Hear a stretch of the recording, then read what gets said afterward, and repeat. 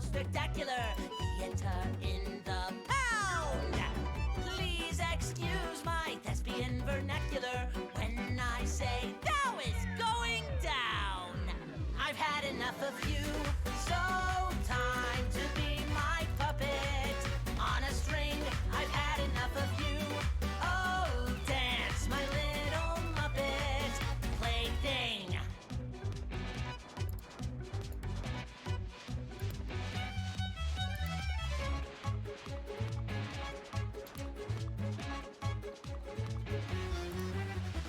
Now, the audience is thirsty for fun.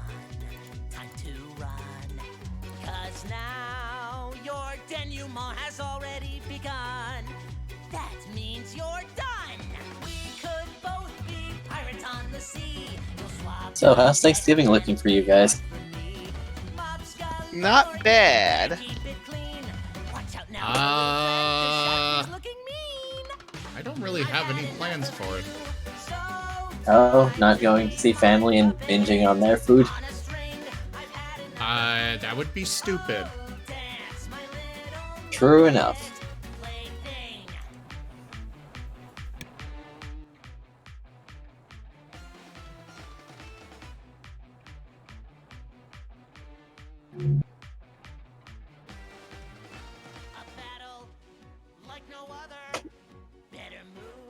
I have come back from Sam's Club, and I did not realize.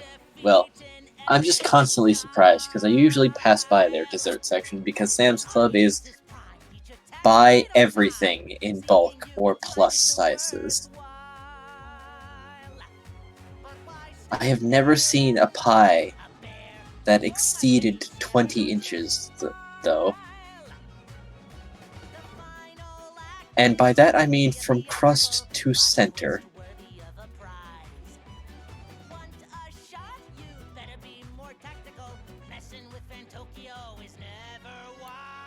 What you're suggesting is a pie that's about 4 feet in radius. I'm sorry, in diameter. 40 inches, more specifically. 8 inches under being 4 feet. Yes. It's like 3 1/4 feet. That is the size of a small child. It seemed like a joke, but it was in fact there. Okay, I gotta go to Sam's Club now and just fact check this. I mean, there weren't many, and it was recommended for large gatherings. Yeah, I would hope so. I didn't go for it, obviously. Of course. No. I'll settle for the 2-foot in diameter pie, thank you. No, wait, it wasn't 2 feet, it was 18 inches. No, I'm gonna check again.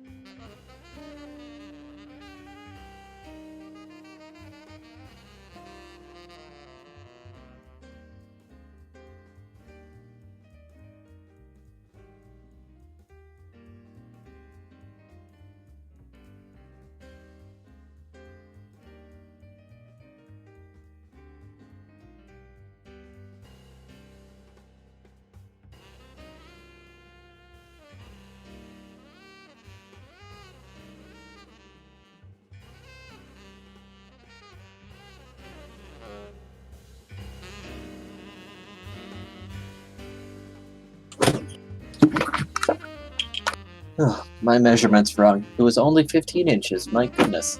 I guess it's just because I'd never see pies so big until I go to Sam's Club. But still, there are two 15-inch pies sitting on my table, ready for tomorrow.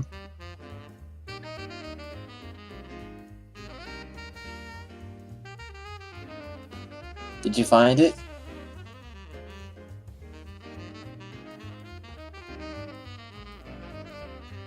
Find what? The 4-inch, or the 4-foot pie? Do you assume I looked for it? You said you were. I did not.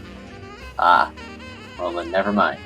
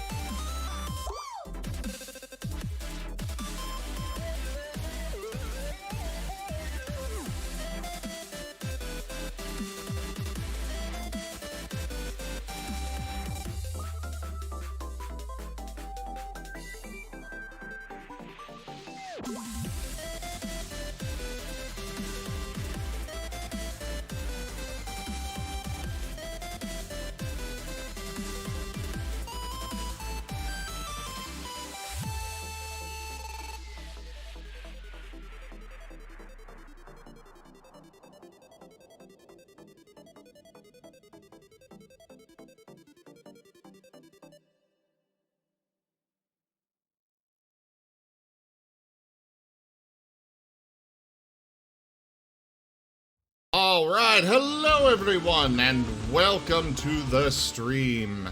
I am Raw Zim, and this is Tales of Miraleth Dungeons and Dragons. I will turn it over now to Graham. Yep. Good luck, Graham, I guess.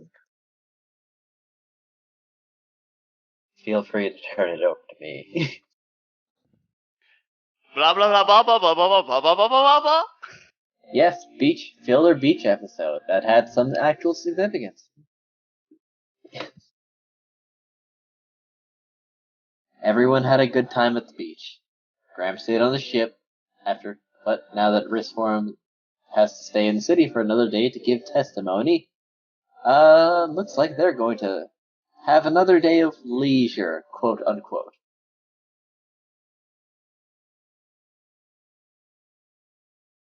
And we're off.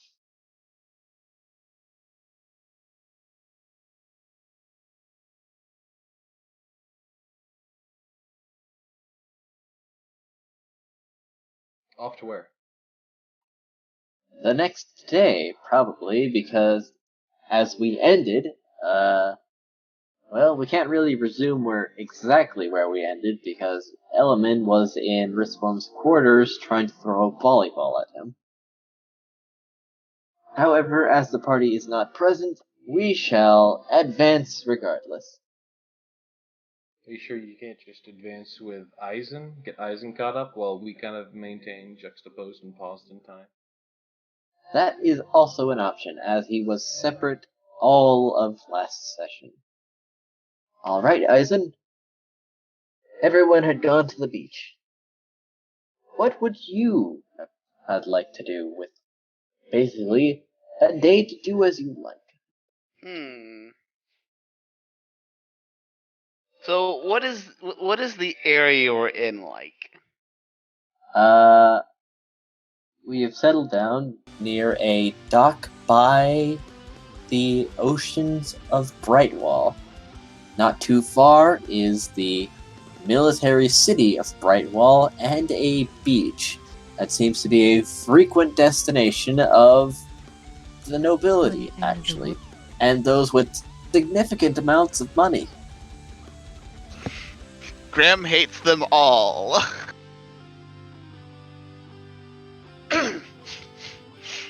Yes. But I think Graham would probably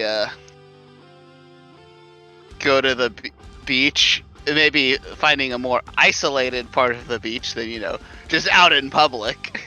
Ah, yes. Indeed. There are less populated spots the further you are away from the wall.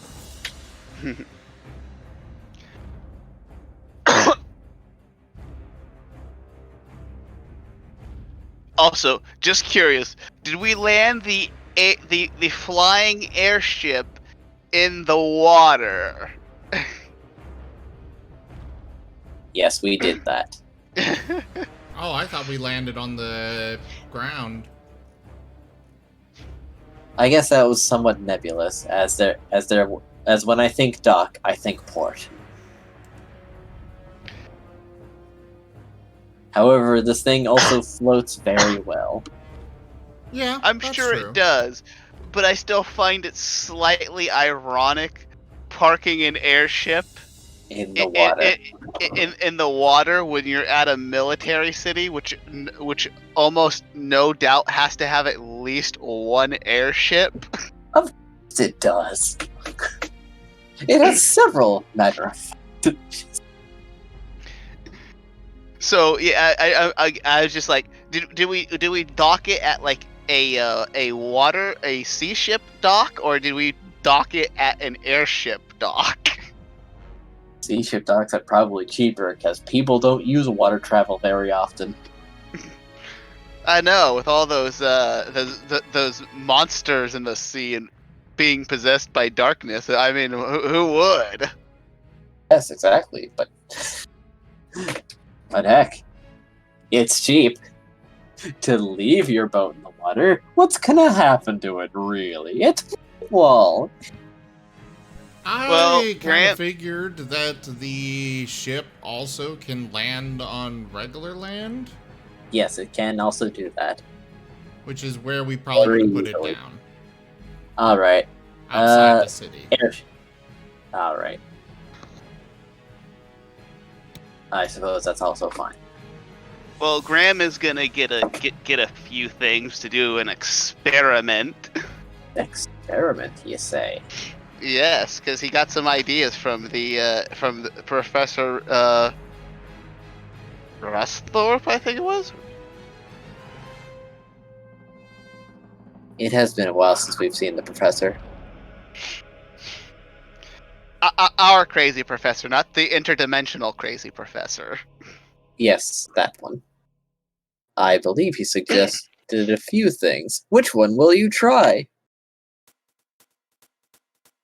Well, Graham will probably see about trying to use the current state of his powers to give Snowy a more human-like form, I guess. Now, how would you like to go about doing that? By the power of the Pact of the Chain! Interesting. Yeah, because I think technically right now, Snowy is essentially an imp just in form. So he was going to change it into technically a sprite, which is the familiar in regular whenever it's not skinned as a rabbit. It is the one that actually can carry like a sword or a sword or a knife or something like that. All right. It has equipment. Your familiar gift.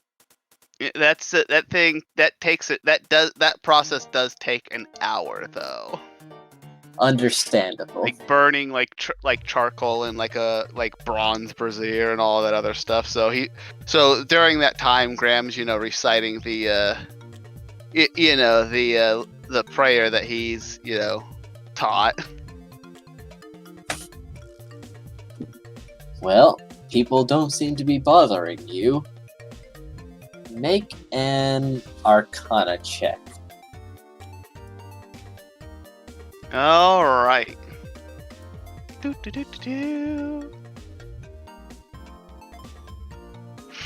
Terrible. You don't notice anything. As Snowy's structure is essentially shifted and remade into something akin to an imp, but still. Well, no, maintaining- that was the previous iteration. Like I said, it's going to be yes. technically a sprite now. There, yes, a sprite then.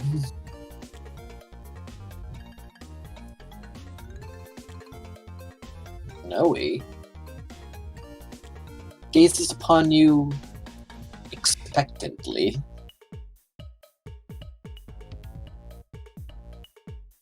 Graham is going to try to use his powers to basically know what his familiar is kind of more or less thinking or feeling.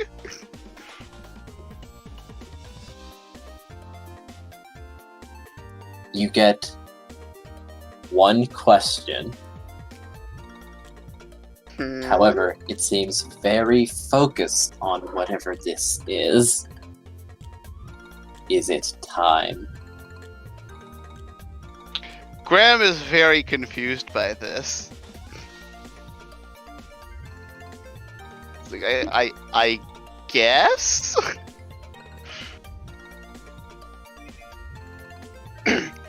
It's kind of hard to answer the question without knowing what the hell you're talking about, Snowy. Snowy will then raise an arm in the air and conjure a blade of its own. Uh-oh. And repeat the question. Greg's gonna be like, I don't believe that you're supposed to be able to do that. Because I'm assuming that the sword looks like, very much resembles the curse magic. Why, yes, it does. It seems that Snowy may have some inclinations to face you as a hexblade and not a familiar. Graham is going to grab his sword. Boy, He's gonna be like, I don't know what the hell happened to you. it will repeat the question. It seems to be neutral at the moment and waiting for affirmation. Graham is going to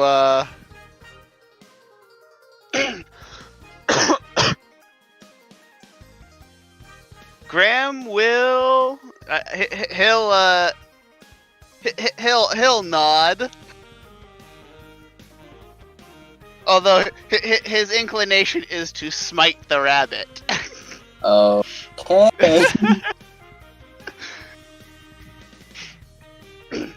Feeling that Snowy may have become possessed by something.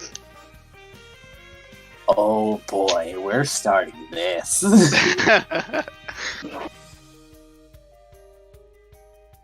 Now, pardon me. Gray casually sips tea in the captain's chambers.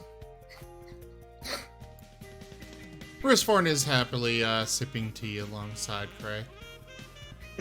Both of them are looking at Elman, paused in juxtaposed position. Eh, So what do you think happened to him? Happened to who? This one. He's just frozen there. Anger can do many things to the mind. He seems I'm meaning, flustered. like, what happened to him?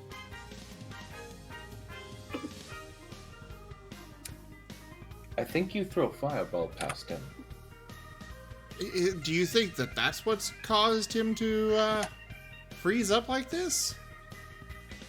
I know he has a problem with fire, but never seen him quite. I don't think he's even breathing.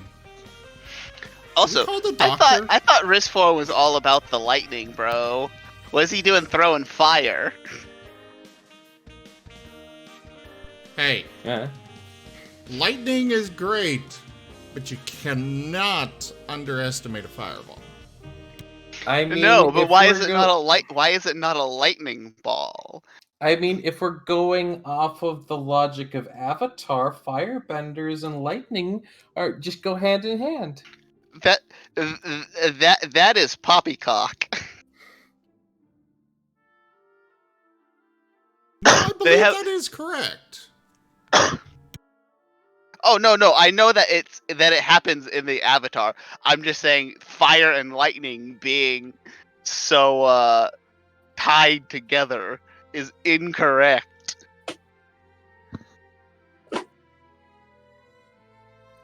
I mean, in my new favorite game, Genshin Impact, if you mix fire with lightning, it's actually one of the most damaging effects you can give to an enemy.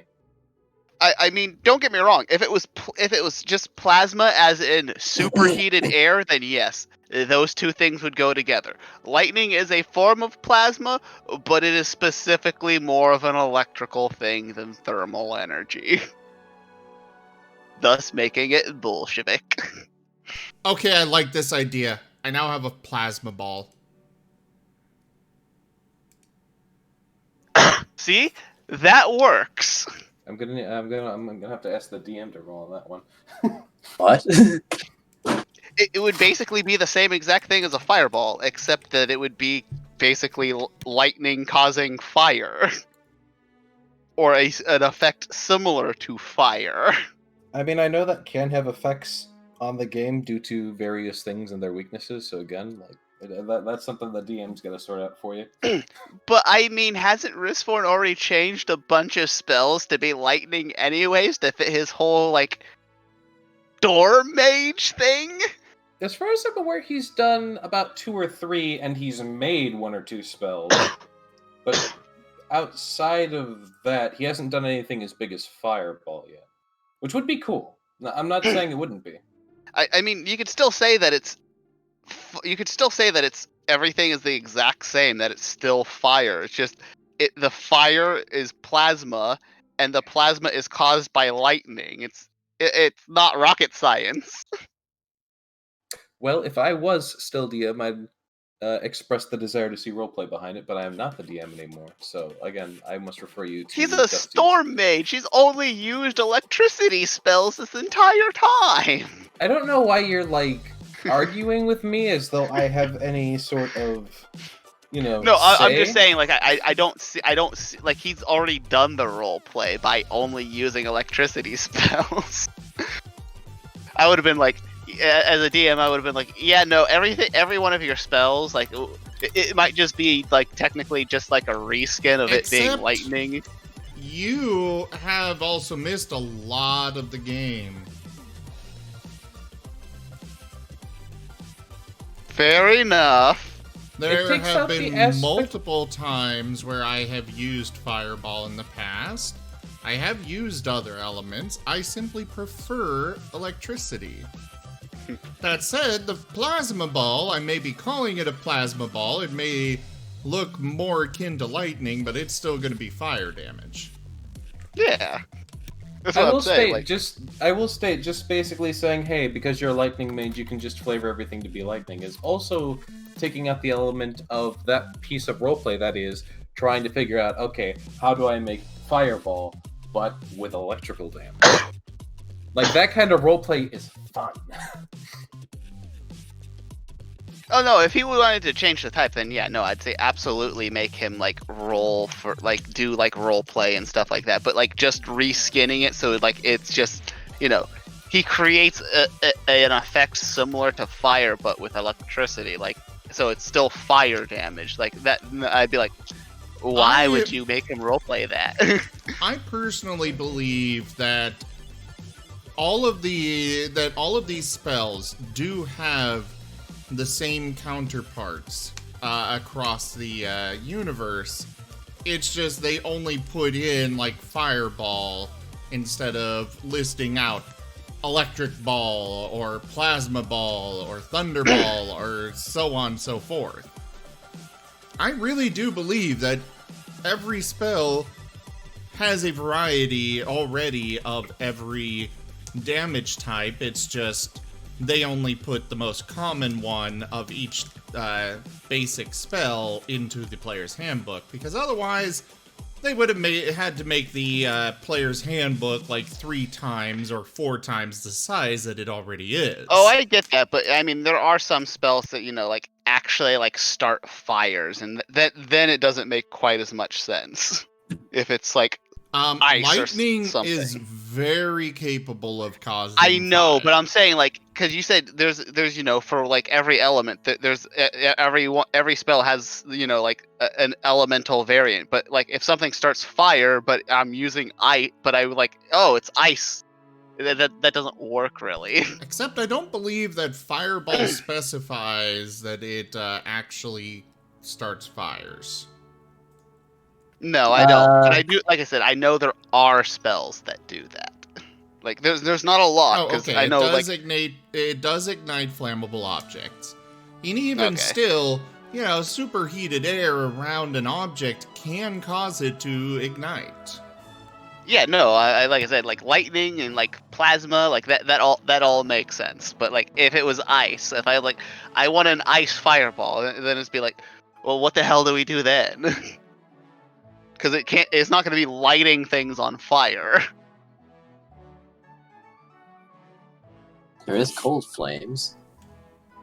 I really don't understand In why fantasy. you are arguing all of this so fervently when I'm not. it really doesn't matter.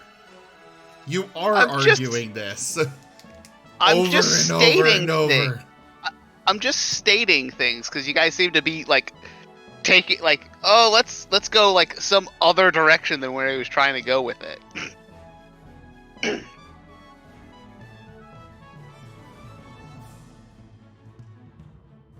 I'm sorry, I tuned out for a bit. Where are we? I'm Let's still see. arguing his We- point.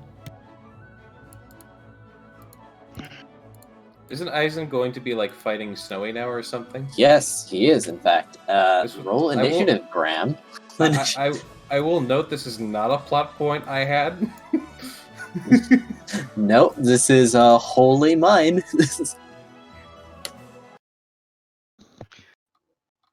God damn, the dice hate me today. Well, don't worry, you still beat Snowy, All right. who rolled so, a 1. Quick question: Yes. what are we going to do if Snowy kills Eisen? That's a very good question. Let's find out. I believe I've got some rum below decks. It's just pickle his body. Well, I was more meaning celebrate, but you know. Oh, you.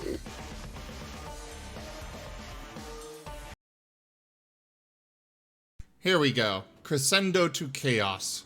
The rival song from Pokemon Red. I think this is fitting. Still, though.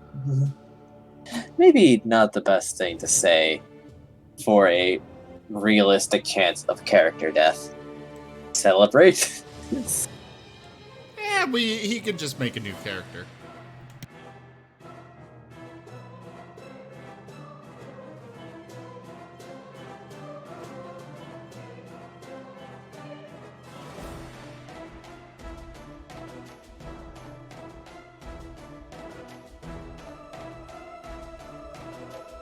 Anyway, ready to begin, Graham? For the record, I'm I just guess. speaking as Risforn right now because, you know, Risforn and Graham have never really seen eye to eye on much.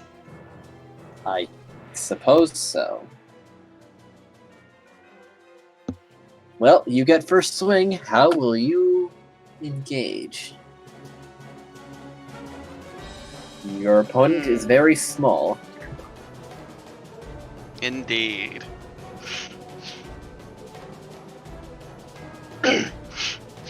Well, Graham is going to curse the motherfucker. All right. I think that's a bonus action. Is it? Or is it free action? I don't remember. Read it to me. Hey, I'm reading. Oh, bonus action. My Okay. hamster is getting antsy. If we be adventurers, let Which us means I don't adventure. think I can theoretically smite because I think that also takes a bonus action. I don't remember. Zim, does smite use a bonus action in this? It should be Okay, within your what kind of skills. smite? Only paladins get smite. Unless it's a spell. Incorrect.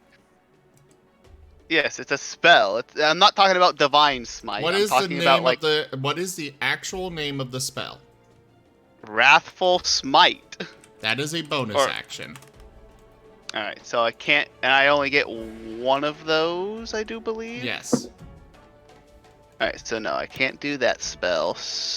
So, you know what? Grim is gonna cast mirror image. Let's see, how many? What do I roll for this?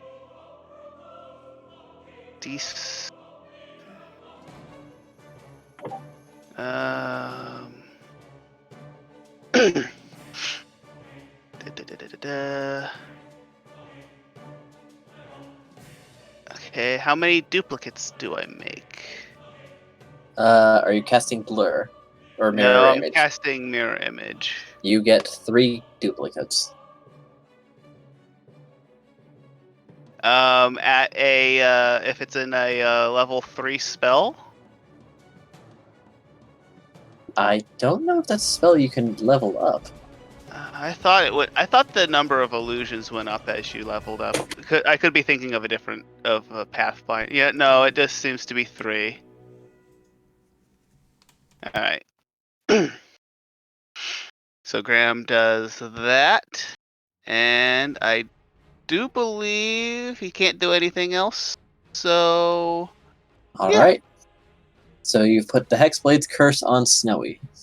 yep, and Snowy takes 5 damage, I do believe. Let me check.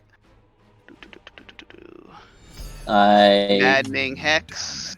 Maddening 3 psychic. Hex. 3 psychic damage. All right.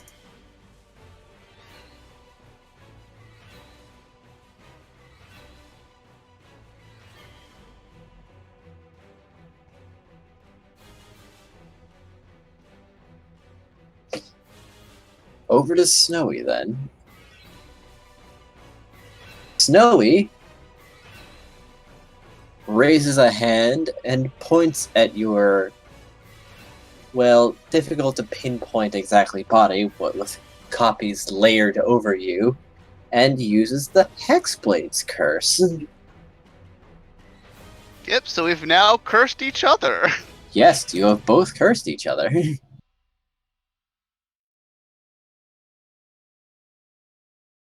It is a bonus action, and with its next action, it will be swinging at you. Which, thanks to Alrighty an then. influence, is an automatic critical hit.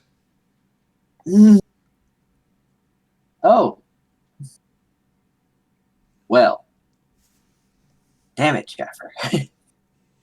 To be Why fair, do you hate me, Jaffer? no.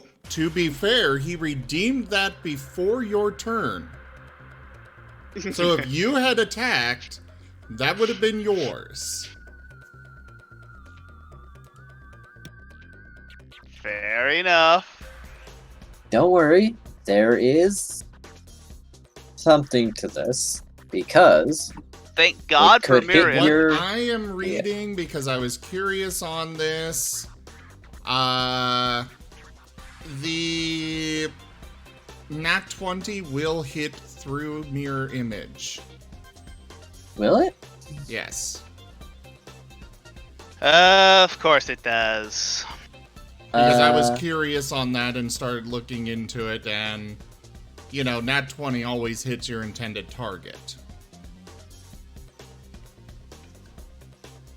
hmm, But DM ruling on this. I believe it asks for 2 accuracy checks. 1 to 5 hits the intended target, and then every 5 stages up hits a copy. The DC changes when a copy goes down, because after you specify which one you hit, then you have to roll an accuracy check, because an illusion is a accuracy 10 plus dexterity. It has no HP and dissipates upon being hit, is my understanding of the spell. So after someone hits, like, you know, confirms a hit, I have to roll a, or they roll a, what is it? Graham, roll a Oh, yeah. d20.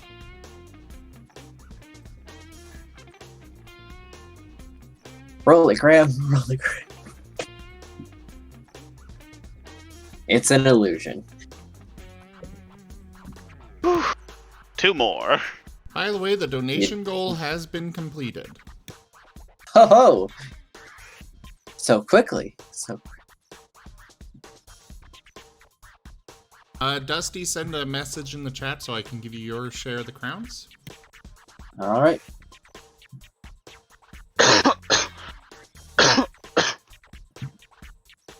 Dusty. Snowy leaps forward and slashes past you, vaulting over your shoulder as it takes the head off one of your duplicates. Thankfully, but that was some serious intensity you felt from that rabbit. Graham is a little worried.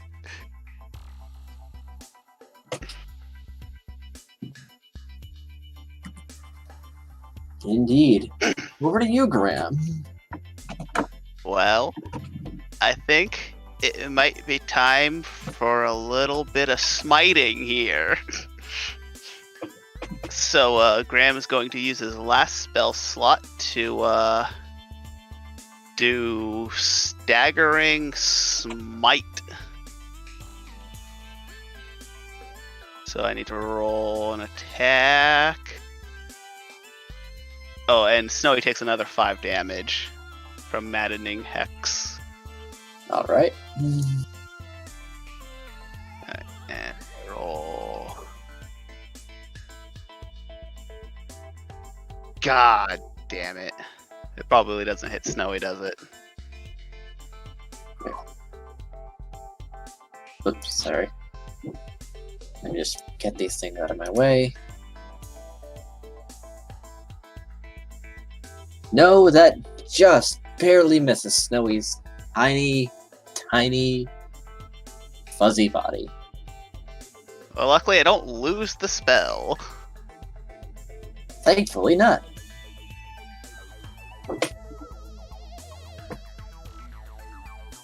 What spell did you cast? Snowy Wrathful squeaks Smite? in minor annoyance. Alright. So, yep, that's my turn.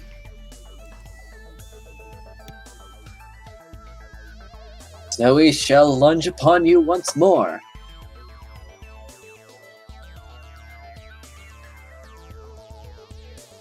Let's see. Well, no, I think that misses. I don't believe a 10 hits. I don't. No, it does not. Ah, I you have two truly are 13. you two truly are connected, aren't you? Alright. Back to you.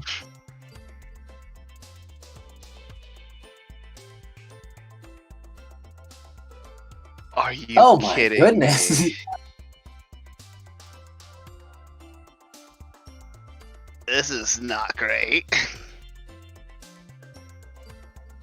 Alright, well, I miss.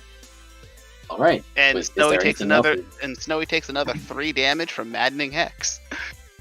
I'm gonna hex my rabbit to death. At this rate, you may. At this. Good thing that you do have continual damage, because now Snowy is at your maximum. Oh god. Yes, it has more HP than you. Alright. Snowy's getting pretty fed up with this, and pointing their smaller sword at you, much like a staff, uses Eldritch Blast. Oh no. Wait, hold on. How does Snowy know Eldritch Blast, and how the hell does Snowy have more HP than Graham? There are reasons for this, none of Oh, which I God. will divulge at this moment. Fair enough. And Eldritch Blast would be at least 2 shots, so... Yes. It's Alright. getting tired of missing, so it's gonna do something about this. My no. Alright? See. That is a 16. That'll So, hit. So I let's- need to roll another d20. Let's see if it gets a duplicate.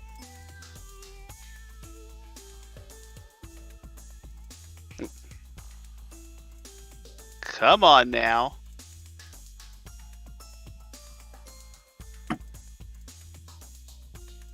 It does. Yep.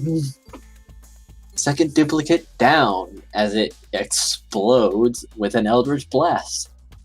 And there's another bolt coming. There's another- Oh the this Snowy's pretty serious about this. Nope, it's a 10.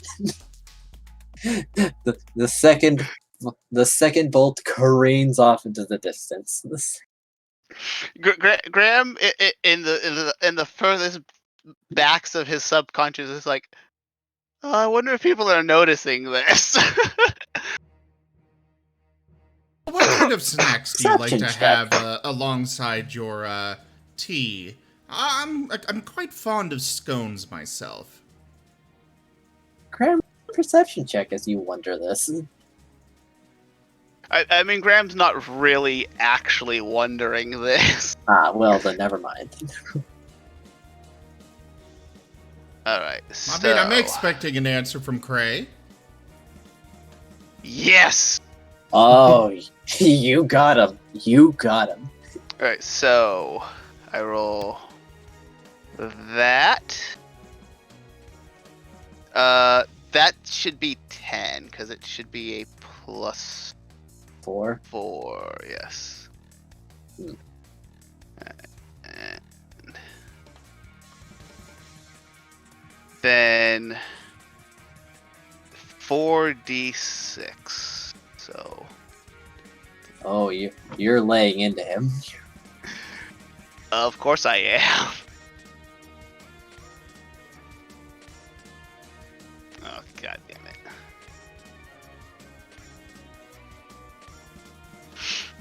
Oh! Ooh, a good roll. Alright, and Solid damage. Snowy needs to make a DC 14 wisdom save. Right.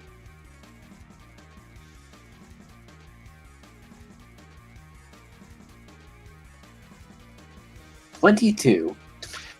Damn it! If it failed, it would have had disadvantage on attack rolls. If only, but this is a rabbit you're dealing with. Do rabbits have high wisdom? Well, Snowy does. Yeah, maybe this rabbit does. You know what? You know, being magical and with an eldritch pact. Yeah! Alright. Dusty, do check your PMs. Oh my goodness. Oh, and Snowy also takes another 3 from Maddening Hex. So that's 10. Well, okay, yes. Very well, Jaffer. 30 damage! Yes!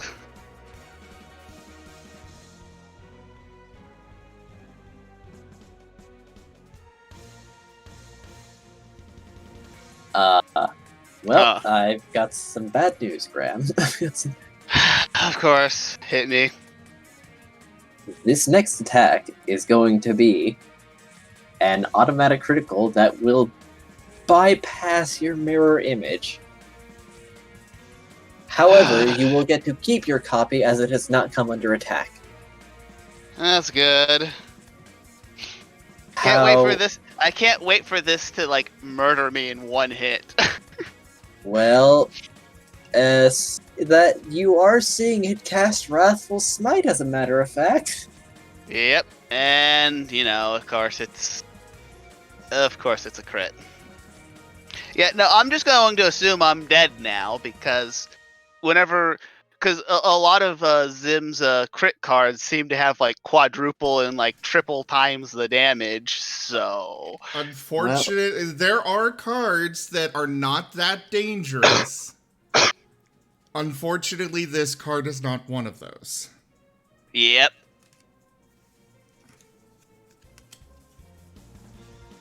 Now, But you shouldn't outright die.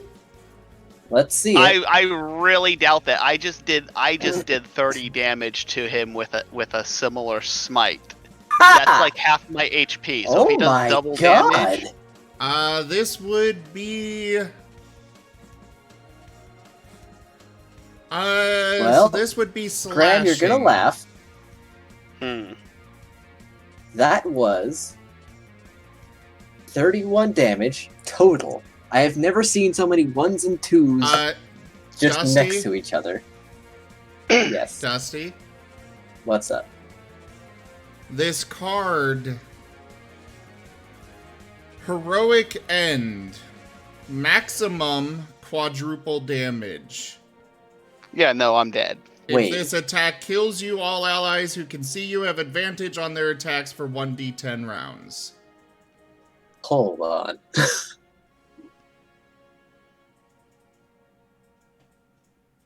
Oh no! As soon as you said auto crit that bypasses my mirror image, and I was like, nope, I'm dead. And especially after you said it was a smite, like no, there's no way I'm surviving this. Well, without that crit card, you would have.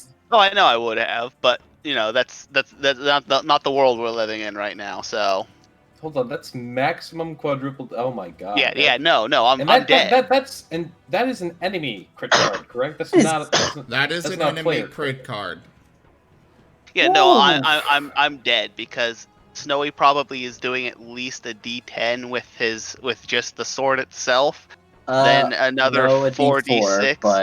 D4, but 46 times 4. That's Yeah, no, Well, I'm dead. okay, so There's 40 no way that it doesn't kill me. So 46 At is low damage, it 24. did 31 damage. no. 46 because of the Wrathful Smite.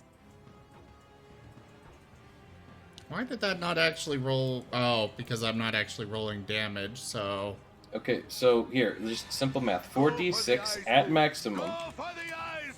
Hold on, we got an influence.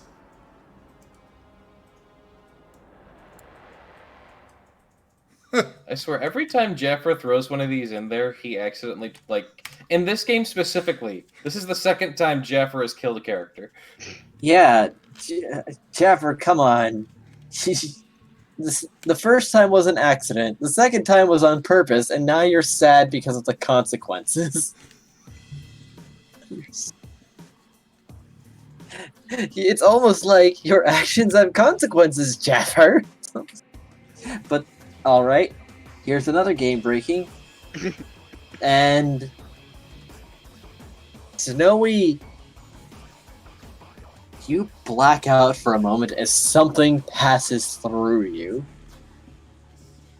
You mean Thank And you you- for the save, Jaffa!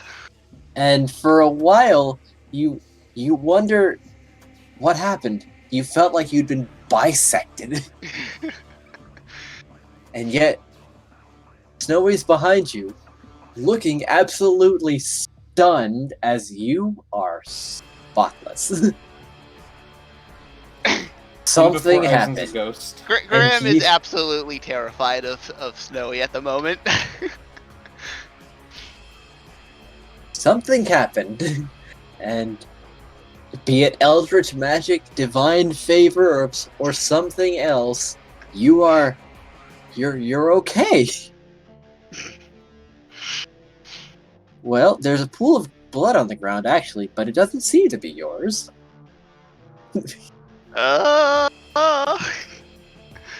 However, Ah! with this being a resurrection, while you do come back with all your hit points and everything, all of your wounds healed, you do have a -4 penalty to all attack rolls, saving throws, and ability checks. Until It's a resurrection? it was a resurrection. Every so time he you did die. Yes. Yes. He died and had a resurrection on him. Every time you finish a long rest, the penalty is reduced by 1 until it disappears. Alright. I don't feel good about my chances of winning. But Well- you've got a second chance. I do. Do I get my spell slots back? It does. I mean, I would kind of say it. Maybe up to you. Up to you, Dusty Digi. sent you. Yes, Dusty yes, sent yes. you. I sent you a PM that might help with explaining things. Something breaks, and small metal shards seem to fall out of your clothing. Oh, no. And then it seems that your bell charm has shattered.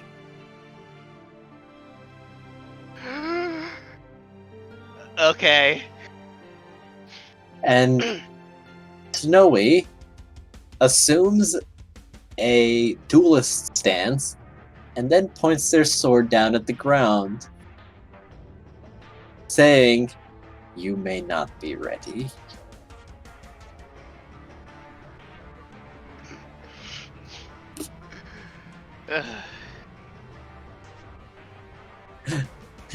Unsummon your blade and return to where you belong.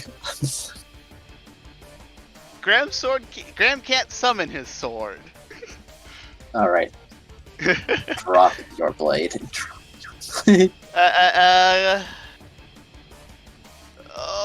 Oh, I need to know if I get my spell slots back.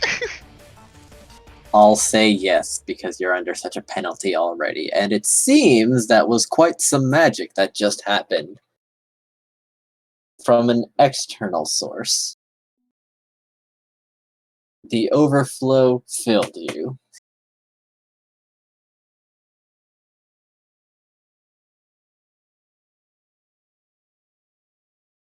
Okay, so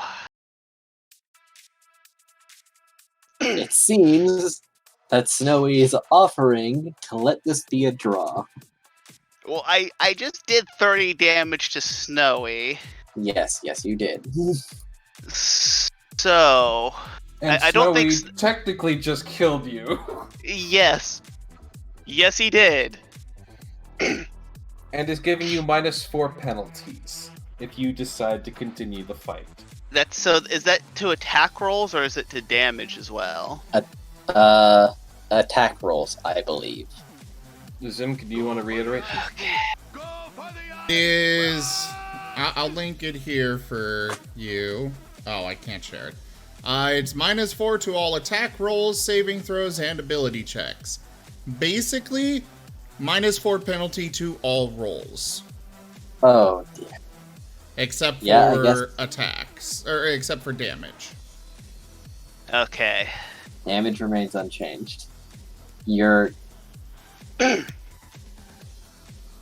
seems your maddening hex is still held on. Okay. I got a +7. I just need to roll like 13.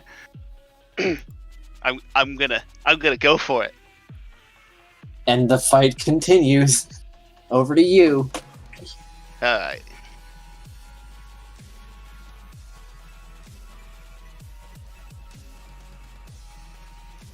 We may have another influence to help. Alright. Well, I'm going to do another staggering smite. Alright, so.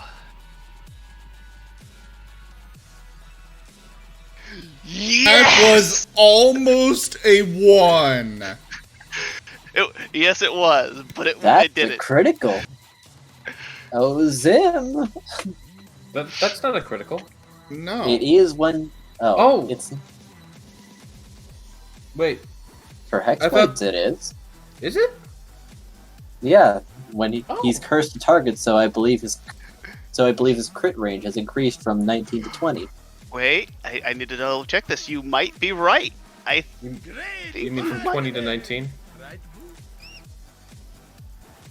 What ability would it be? Hexblade's Hexblade Curse. Curse.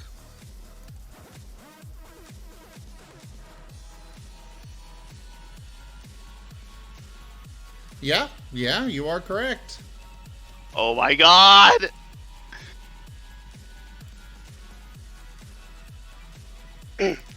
I'm going to smite Snowy so hard. Right. Eisen just turns around. Did you just Except- kill me? Technically the curse ended. Did it? The curse ends early if the target dies, you die, or you are incapacitated. Ooh. I'm still gonna smite the shit out of Snowy. But it would not count as a crit. Damn. Well, if Indeed. hang on, if I got all my spells back, then I would have. Well, okay. So if I had known that, you then the did first thing I would have. technically die. You're right. I would say, Damn, I was personally, very I would excited. say, I would personally say that we can go back and you just do a normal attack and have the crit with that. But of course, it's up to Digi. I will allow this. That was a very good and thematically appropriate roll. So He got you his win back. You can choose to do that. Hey guys, I'm finally yeah, no, I'll do Hey, that. Element. Hey, Graham died. Oh dear. He got better. He got better, but he died. He lost his bell trinket, which I think only like 2 of the party still has. But it sucks because the game-breaking influence was supposed to save me. Yes. What happened? What did I miss that was so good? Graham's fighting Zoe in a sword fight. But yeah, I'll just take the crit because that would have been the first thing I would have done was hex if the hex ended and I got all my spells and stuff back. Who is All right. So how much damage from Maddening Hex? Who is That he is 3. Who is he Do fighting? note, he's fighting Snowy Oh, wait, what? in his chambers, I think. Eisen and Snowy are fighting. Well, you're sitting here in And front then of us. there's in my the damage captain's roll. quarters. Hold on. Well, no. It would count as a Risforn crit. needs- Let me get the card. So we're still in the middle of the chain that we left. Yeah, I'm pretty sure with how much damage Snowy did to me, I'm pretty sure there's a new canyon on this beach. You were cleanly bisected. Again, Forearm blow, double damage. There is an influence for you doing max damage. So in the upper Oh, right, nice. go ahead and do the plus minus. Roll your double damage after you click the max button. Alright. So I'm gonna just roll because I think I don't think my hex blade charisma bonus to the damage would be You add your proficiency to the damage, though. So it says. true, but yeah. So I guess I just roll the damage twice then.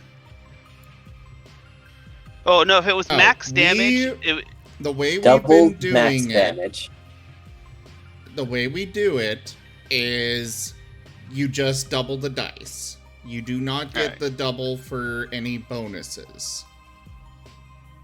So go into the upper right-hand corner, go to the plus And minus, click on you the max modifier didn't- first. Yeah. I did. It's No. oh okay. I see. You gotta roll from your sheet, so grab and click from your sheet. Oh my god. Oh What? okay. You're I not see. gonna Alright. listen. I remember now. You still didn't What the do hell? max. It It was, applied max to the other one. Oh yeah. Okay. I get it. I oh god. Yes, I I think you did, just rolled Jaffer. max on that one. There it There we go. goes. Also, shouldn't that +3 be a +4? Oh, you're right. It should be. Why would And it be a and your plus 4? proficiency bonus is 3, correct? How did he roll a 2b10? Yeah, no, it's plus 3. Don't worry about it. Don't worry about I believe It that's how worked. Fantasy Grounds handles max Max. damage. It's so hard that D just is like, it's blasted backwards.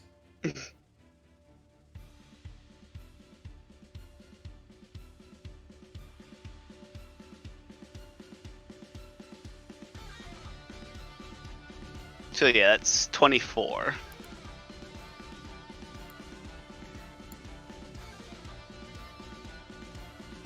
Did that damage get applied to Snowy? Not yet. I was asking what his proficiency is. It's plus 3, but I have a +1 sword, and I do believe that adds to the damage. Because I have it down as... Because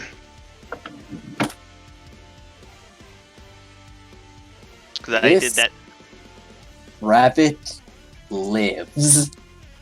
Oh, I knew Wait. it was going to, without smite or anything. Wait, if you're doubling the damage, shouldn't you double the modifier as well? So isn't that No. technically- As I said, that's not how we do it. Oh, okay. And that's not how it's Just done the in the dice. base game either. You don't double the... Really? You only double the dice, not the full damage. Huh. Okay. All Your right. sword plunges into this rabbit's throat. And with a quick slice to the side, you almost take its head off, but some arcane weave seems to keep it in place as this rabbit is limping hard. So, I've been trying to figure out, where is this maddening hex from? From the oh, what the hell is it? It's a eldritch invocation from the Xanathar's Guide. It's a hexblade specific eldritch invocation Okay, that does 'cause- my charisma damage to anything that I've hexed. It basically, they see like horrifying shadows that only they can see that basically just eat away at their soul with psychic damage. Okay, because I have been wondering this for a while and been trying to find it. Yeah, it's under Eldritch Invocations. Alright. No By the way. way, Digi, Yes. why does Snowy still show as healthy? That I don't know. He has very little health left, so couldn't really tell you. Huh. Are you looking at the right Snowy? Because I'm guessing he has a different Snowy. Wait, hold on. I'm looking at the Snowy in the combat tracker. Hold on, there we go. There we go. That looks like what Snowy should be given your description. Yes. Yes. Sorry. I figured out what I did.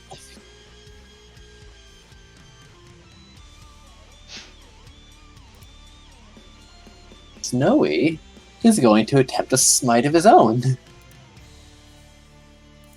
But he is leaving a trail of blood that cannot be healthy for a creature his size.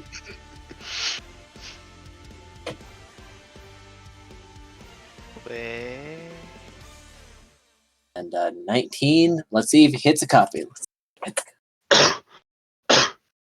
Shit.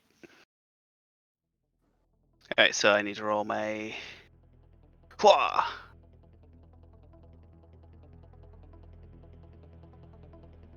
Ooh. Shit, no! Nope, he slices into you. Now let's see it. Well, if he doesn't kill me, he's going to get hellish rebuked, so... Oh, this is not a crit, so there's no chance of this killing you, but it might hurt. It will hurt. But hellish Right. rebuke will finish Snowy. Let's see, that is 28 damage. Yeah, no, that hurts. But No, now, wait, 31, because he has his hex on you. alright. Well, Why did that damage not apply directly? Because I have Hey, to roll it because this Okay, shush! alright. Sorry. So, Snowy slices into me with smite, and then he bursts into flame as my blood splatters across him. he For is 20 engulfed. For 29 damage, because he's still cursed, and Hex Blade Curse applies that bonus damage to everything. Snowy collapses.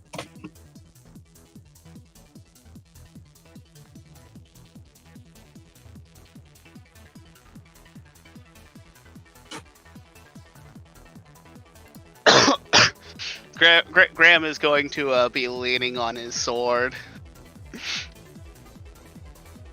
That panting, very exhausted. sucks. That sucked. And then Snowy gets up again.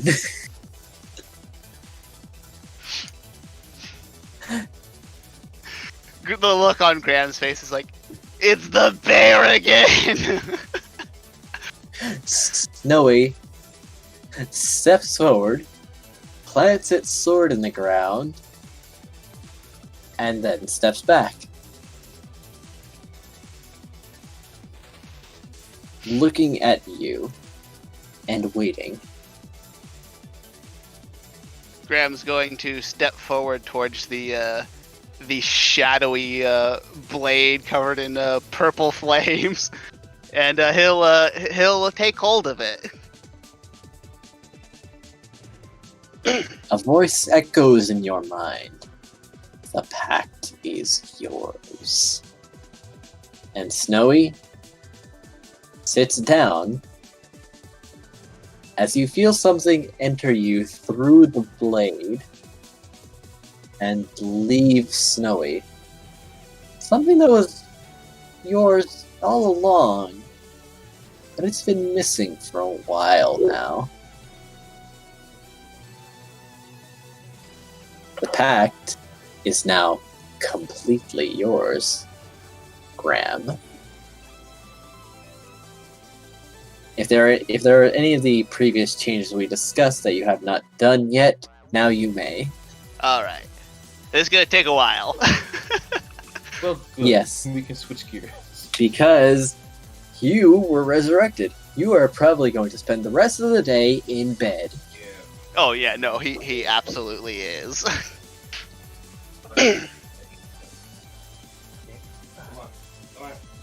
You never did solve the mystery of whose blood that was exactly. But it's not important now. Again, I'm pretty sure by the canyon that Smite must have fucking left as Snowy cut through me. I think Graham would be able to deduce it. Yes. And the next day comes. Next day. Well, I'm thinking. Moriarty, remember we went back to see what Graham did the day he didn't spend with you guys? Yeah, This was effectively in the past. Also, But while Graham is while Graham is limping back to the ship, what does he see? Considering you didn't actually spend that long in the fight, the ship's probably pretty empty. Everyone else is still I on meant the beach. because Graham was on the beach doing this. He just found a secluded place to do this, or he tried to find a secluded place to do this. Perception check. At a -4. Yep.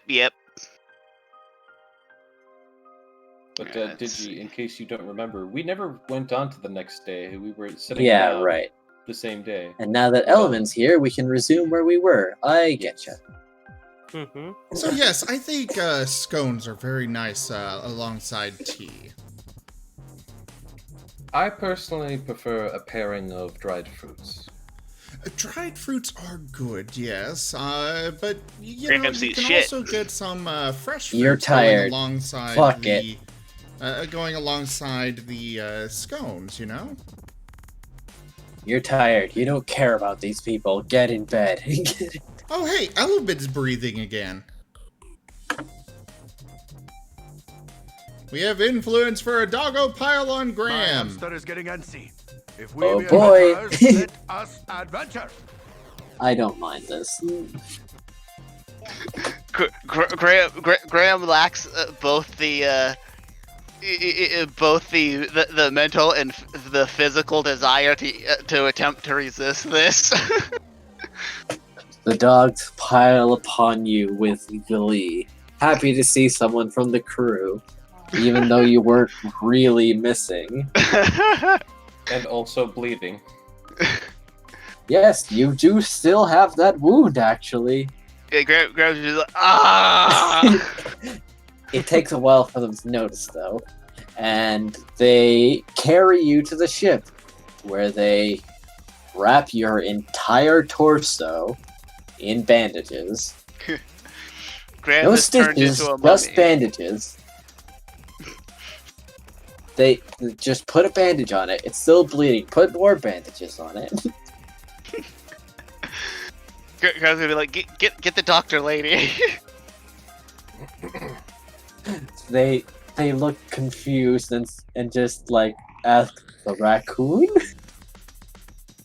Was that what she was? It was. The lady from the train? Yes. He'll be Yep. like, yes. We decided she was raccoon like last week. Yes, because her species never came up for any reason, actually.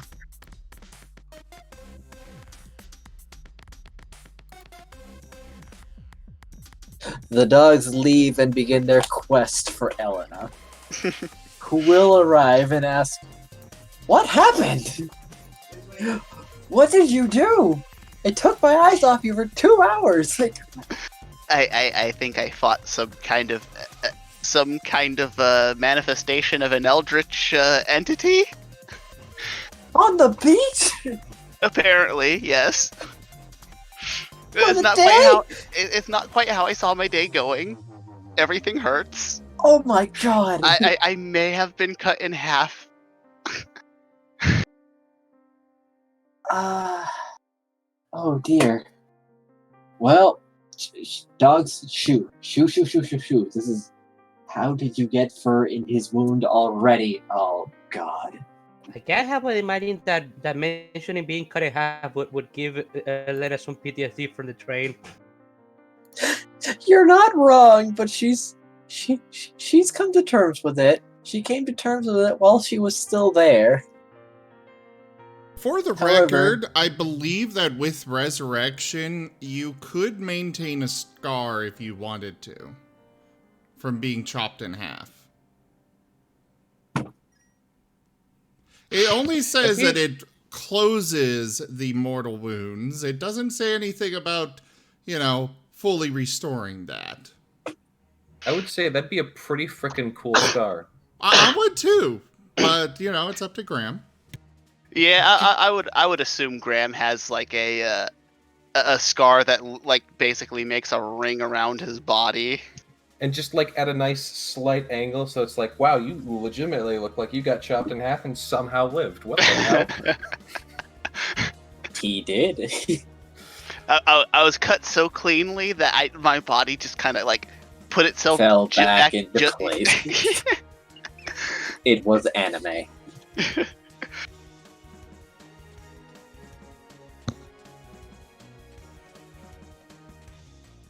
Well. She is baffled, and then quickly states, "You will not leave this bed under threat of death from me. Are we clear?" She holds up a bone saw.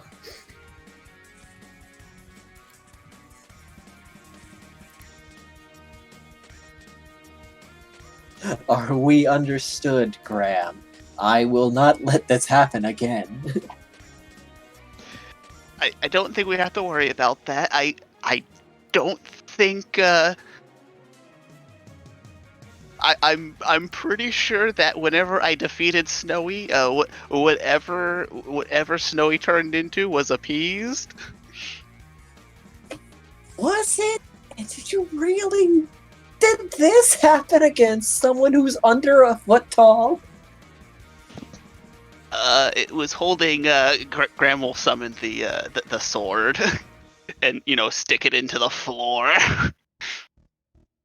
Okay, but Risforn how? flinches slightly and growls, just knowing that some damage was done to his ship.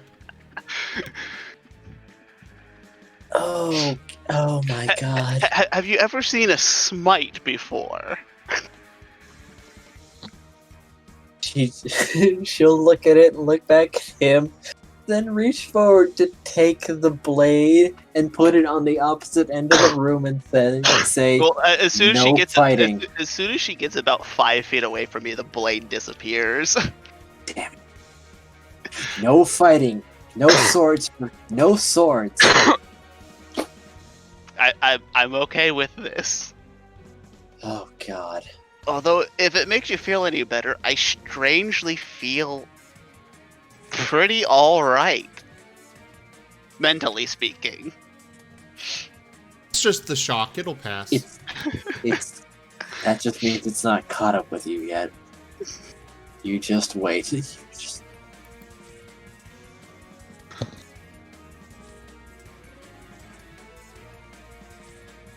Anyway, you seem... It's recoverable, I'll say this much. But you are going to need a lot of bed rest, and I am going to put you on a... You can eat meat, right? I don't believe I should. Right. I don't think my body's great at processing meat. I'll have not to to say figure out... not to say that I can't swallow it, but like the whole chewing it and then like my body actually getting anything from it. I just don't think it works that way. Alright, I'll have to consider some other way to get iron supplements because you are anemic.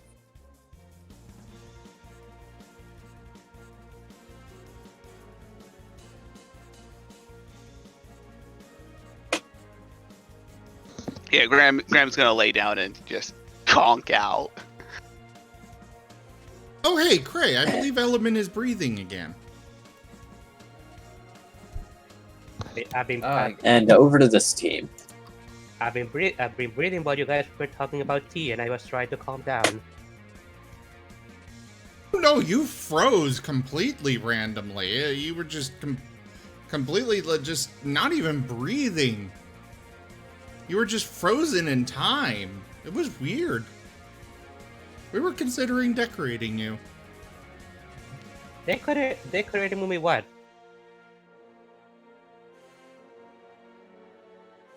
Decorating me with what?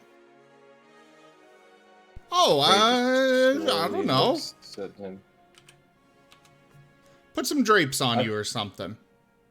I personally don't recall such a conversation ever taking place. Oh, well, yeah, that's true. It was mostly in my head. What was in your head? What was in your head while you everything that happened on the beach happened? What was your thought process, Captain? He says clearly angrily. I am somewhat curious as well. You mean that person casting an abomination of magic, if one Yes. could even call it such? Yes, Dad. He insisted he was all that, and I had to show him that he was wrong. How else is he What? to learn from his truly terrible mistakes?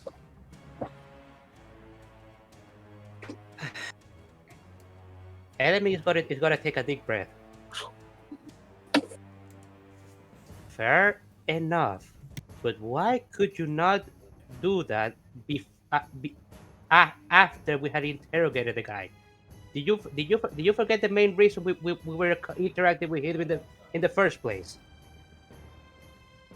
The main reason I was interested in him, or rather disgusted by him, was that horrendous thing he was casting.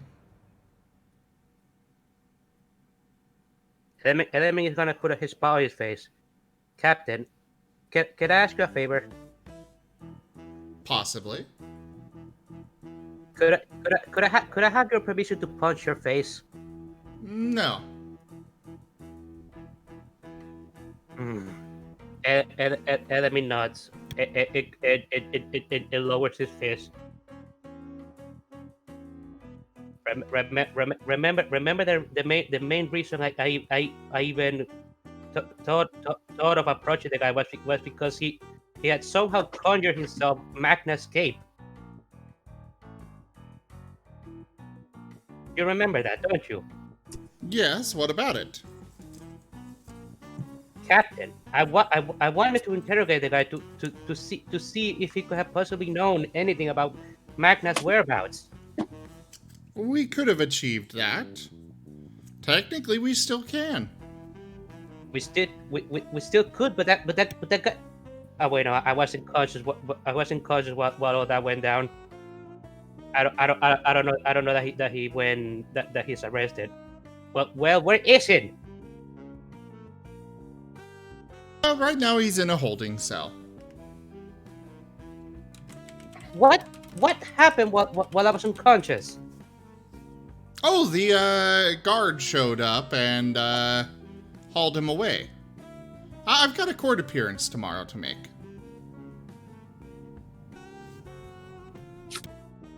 Element is gonna look at Cray for a moment with a "is this for real" expression. Unfortunately so. This is quite the inconvenience to our progression, as it were. I'm still curious as to why you decided to allow yourself to be... What's the word?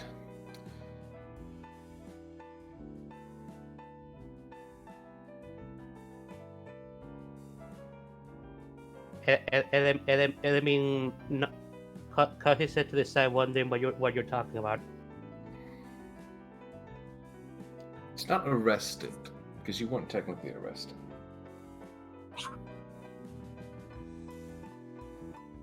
Detained? I was not detained either. I was simply told to appear in court. Why you allowed them to issue you a court summons at all, and why we simply didn't take the individual, seeming that he did seem to be of high importance. There was a good period before the guards had showed up. It would have been easier to act more hastily rather than dealing with all these bureaucrats and legal systems. They simply get in the way of things. While I agree that they do get in the way, unfortunately we do kind of have to work with them. The last thing I need is to compromise the integrity of the Ministry of Magic itself. You already do this with your mere existence. Risforn. I already do what? You already compromised the reputation of the Ministry of Magic with your mere existence, Risforn. With This his My what? existence? How so? Yeah. All that went down didn't need to go that way. You went too far. I personally don't see it that way. If the authorities had to get involved, then I do see it that way. Well, yes, they got involved, and he was the one that was taken away. How did you convince them of that? Because I'm pretty sure you were the instigator in all this. The simple fact is that he was the one originally casting dangerous magic on a public beach.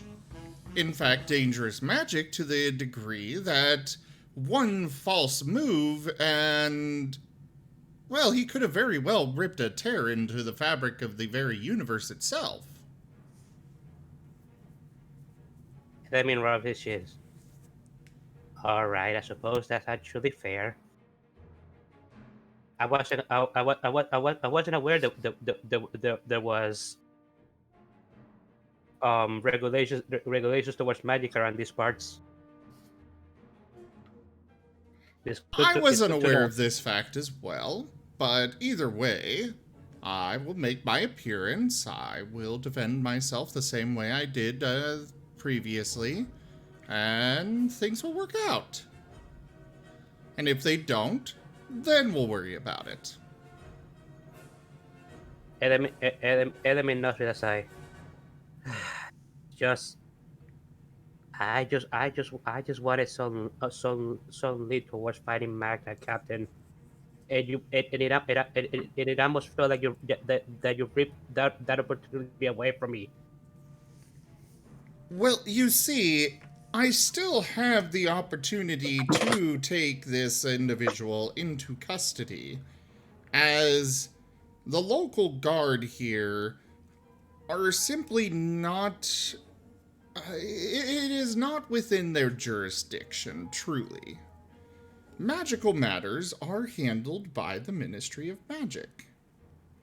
And that When? is the argument I will stand on, and this individual will be returned to us.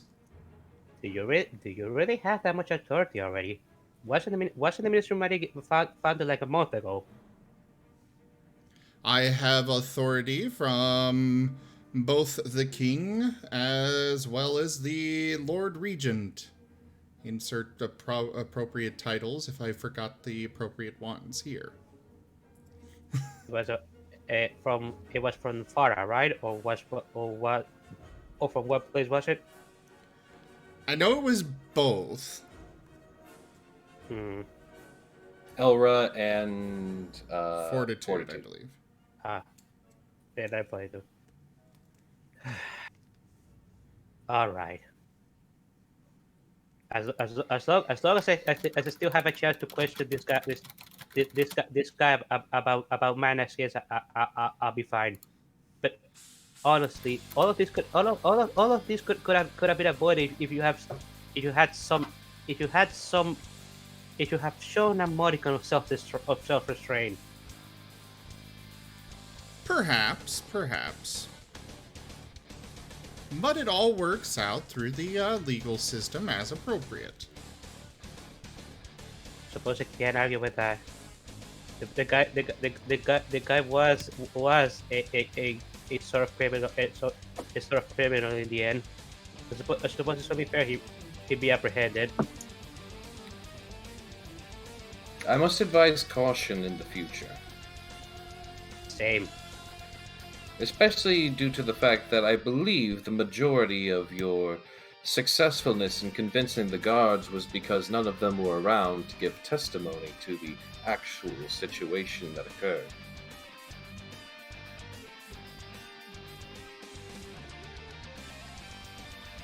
You're, and I wasn't around either. Okay, back up. What's going on? What do you mean? Roommates got home and distracted me for a moment. Cray was advising caution in the future because he believes the main reason you were able to convince the dogs to take him into custody and that you weren't taken into custody was because no guards were around to see you cast a fireball in public. Oh, no.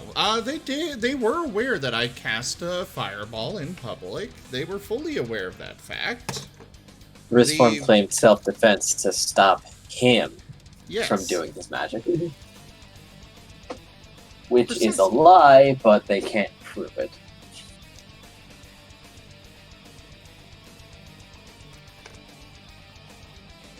And there's the testimony that the other person was, in fact, casting dangerous magic. So, and that in addition to my documentation and proof that I have authority as the Ministry of Magic, you know, that carries a lot of weight. By the way, I have a small question. For how long was I knocked out? I suddenly lost consciousness when you threw that big fireball right in front of my face. About an hour, I think, roughly. Enemy size. I need help. He says to himself.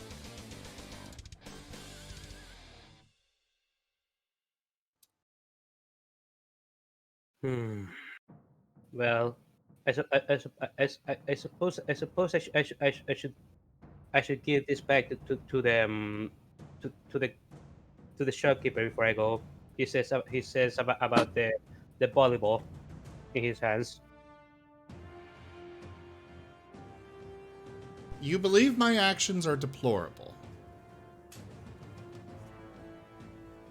Element nuts. Sometimes.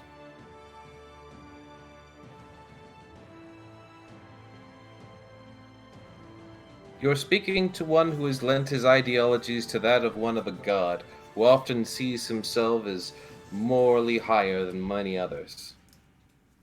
I would not be surprised with such ideals. I will not deny that some of my actions may be morally questionable. However, overall, it is for the greater good. I try not to be hardy with my beliefs, but if I be honest, you test my patience. So, Risform.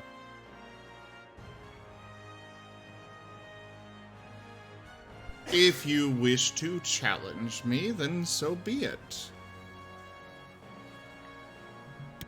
I wish for no such things. Something, Paladin? Say that again. Ask you something? What is it? True to these beliefs of a god, a patron so much higher than yourself.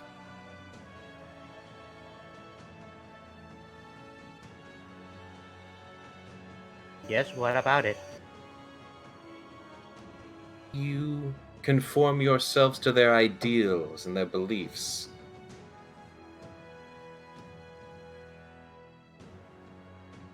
Enemy nods.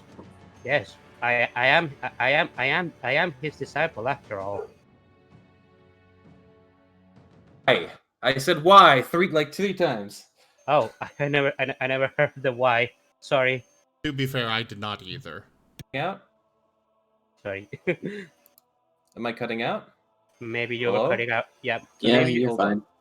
maybe you were Yeah, maybe Testing. you were maybe Yes, the why hello. maybe the Either why way, was we because, know what you're asking now, so... yeah. I mean. Enemy rocks his shit as he poses the question. Why? I suppose it's because I believe in his words.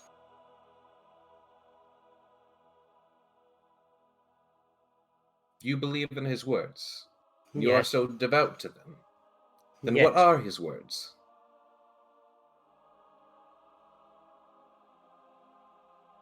What truth do you find in his teachings? That you decide to devote yourself to them so thoroughly, it is almost to replace your own identity. My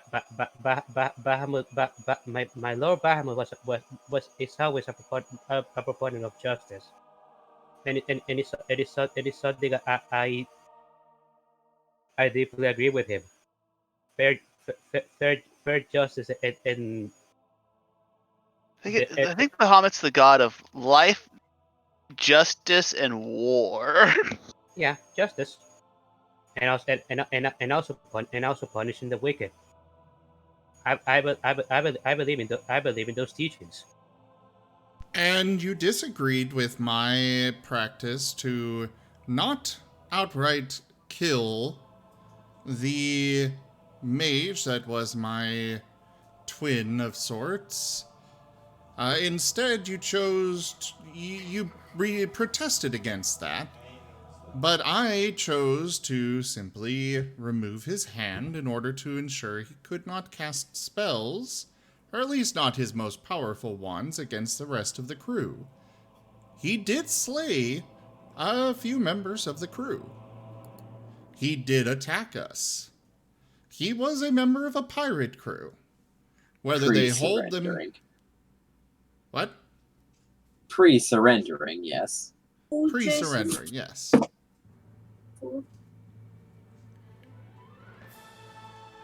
I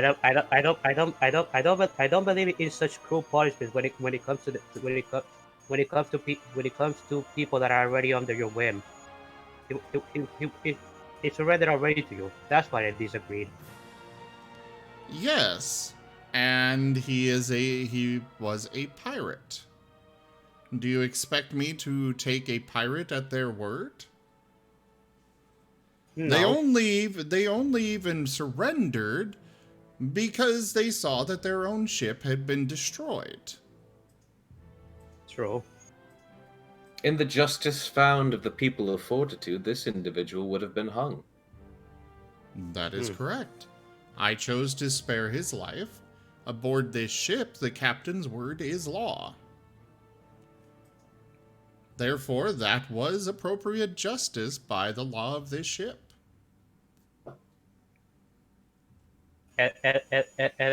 Enemy stay silent.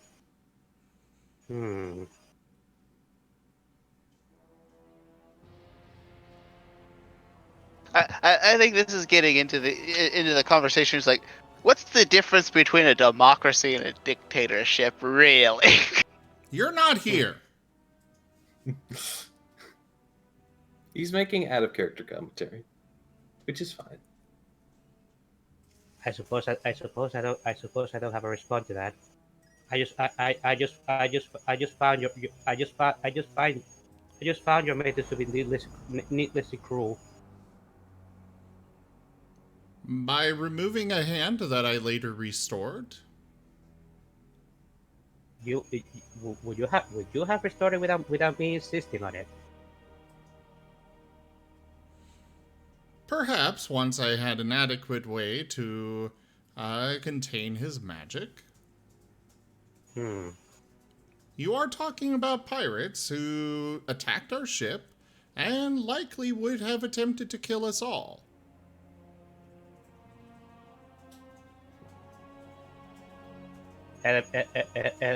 Enemy nuts.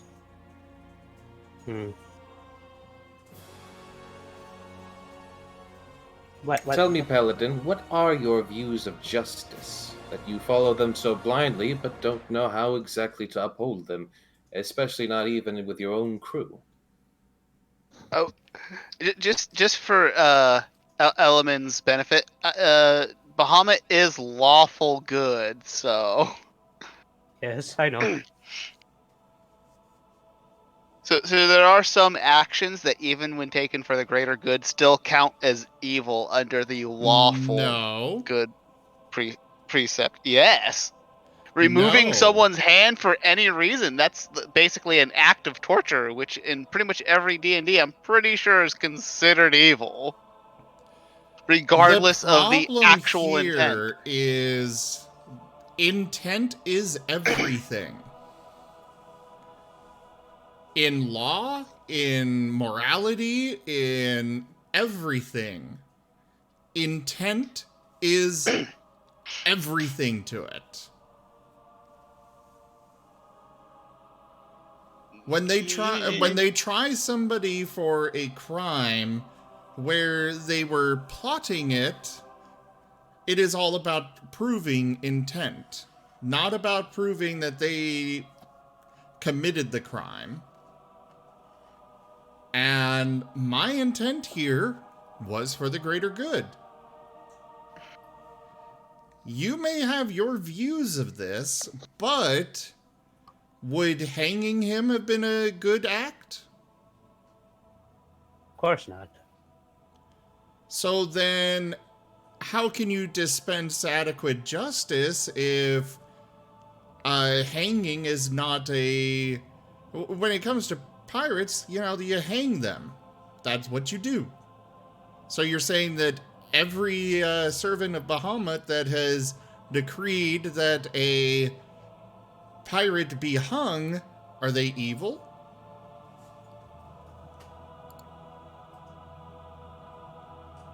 I do not believe so. And he said, I do not believe so. So the fact that I chose to, instead of hanging him, I chose to spare his life, as well as the lives of Magna and captain name that I cannot remember right now. Ward. The fact that I chose to spare their lives, is that not a good action, even if I removed the hand of one to ensure that he could not cause further damage? You could have simply tie him You could have simply tied those hands to the point that he could have used them, and then being asked. Tying anyone's hands together is an efficient option, yes. However, bindings can be removed. They can be wiggled out of. They can be cut. You wanted a more permanent solution. I mean, it truly wasn't permanent in the end, was it? We're talking about a world of magic that we can restore limbs, that we can bring the dead back to life. It really is not a permanent solution to remove somebody's hand. Let me ask you something, Paladin. What is Assuming that he had only gone with the option to simply restrain the individual, would that have been justice in your eyes? Simply restraint forced upon an individual? Yes, I would see it as such. Why?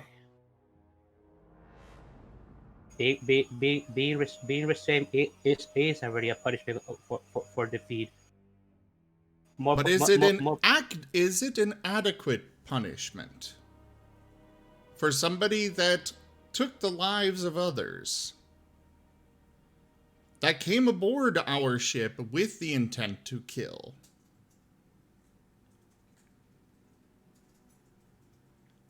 Truly, the adequate punishment there would have been to just simply execute him. I do not like playing as the executioner in this role. You did not. That I fell know. upon me as the one who in charge of this ship. But does it truly constitute an evil action? Is every king that dispenses punishment to any person considered evil because they chose an option because they chose to dispense justice? There are some places that will outright chop off somebody's hands simply for stealing an item. Is that an evil act?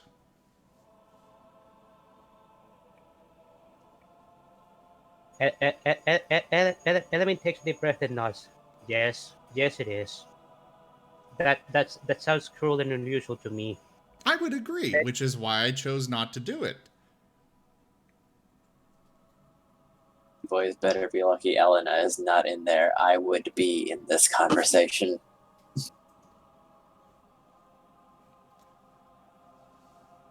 But whose side would she be on? She's nursing Graham. Both of you have given each other much to think about. Paladin, let me give you these words of advice. And then I suggest we all convene to think about some of these words. Giving yourself to a full ideal, should you be devoting yourself to it? I recommend that you not so simply follow the teachings and let them consume you. Rather, I would recommend you find your opposite and learn from it. Learn what creates your sense of justice and what creates senses of justice all over. Conclusions. Build upon your ideology. Don't simply become a slave to it. Enemy stays silent at Crane's words, and he simply just nods. If you disagree with the way I run this ship, you are more than welcome to challenge me for the role of captain. I will not go down easily. Enemy look at Risforn and shakes his head. I am not leader material. Plus you have a quite easy way to disable me. It'd be foolish to even try. You yourself are incapable of deciding the proper punishment for taking another person's life.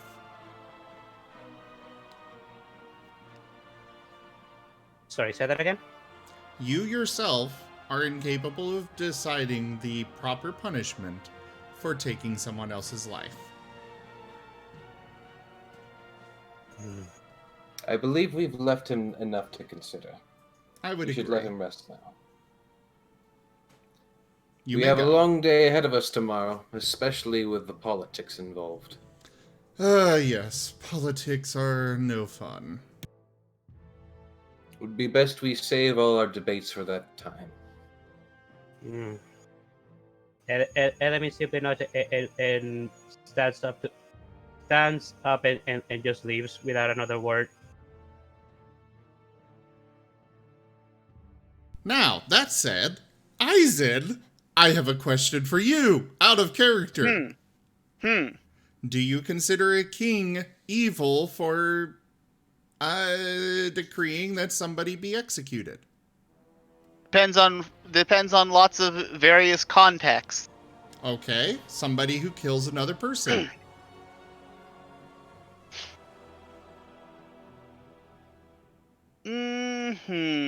How many people do they kill in what context? If they purposely came to kill somebody, they killed one person in cold blood. For a medieval society, perfect. That's just what they're gonna do. An enlightened society, no. Besides, prison would be having them live out their lives in misery would be far worse. True. But that's not what we're talking about here. Do you consider a king to be evil because they would decree the execution of someone who killed someone else? Again, in an enlightened society, like an enlightened or more modern society, no.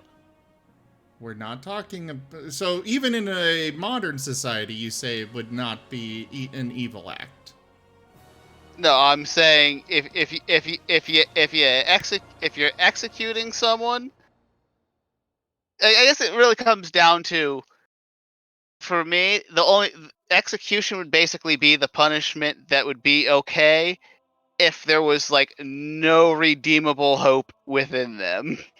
Like serial killers, the people who like skin people alive and all that other that do truly terrible things and enjoy the act of it. Like no, executing them is perfectly okay. Executing some poor slob because he ended up shooting someone while he was robbing things. Maybe not so much. And this was a unhinged individual that, despite our attempts to converse with him and discuss things with him in a civilized manner, he remained, frankly, insane. Oh yeah, but now you're also talking about you're basically torturing a mentally disabled person. No, I think or it's a more of a mad person. with power person.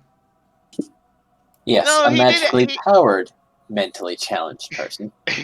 Somebody who can very easily blow up an entire ship. Oh, absolutely, he's dangerous. But I still think that the act of removing this man's hands when he wasn't even resisting it, like just because he wouldn't answer questions, like well, that would be evil. No, it was always intended that he would not retain his hand if he did not comply. And he was not complying at all. Could he comply? Like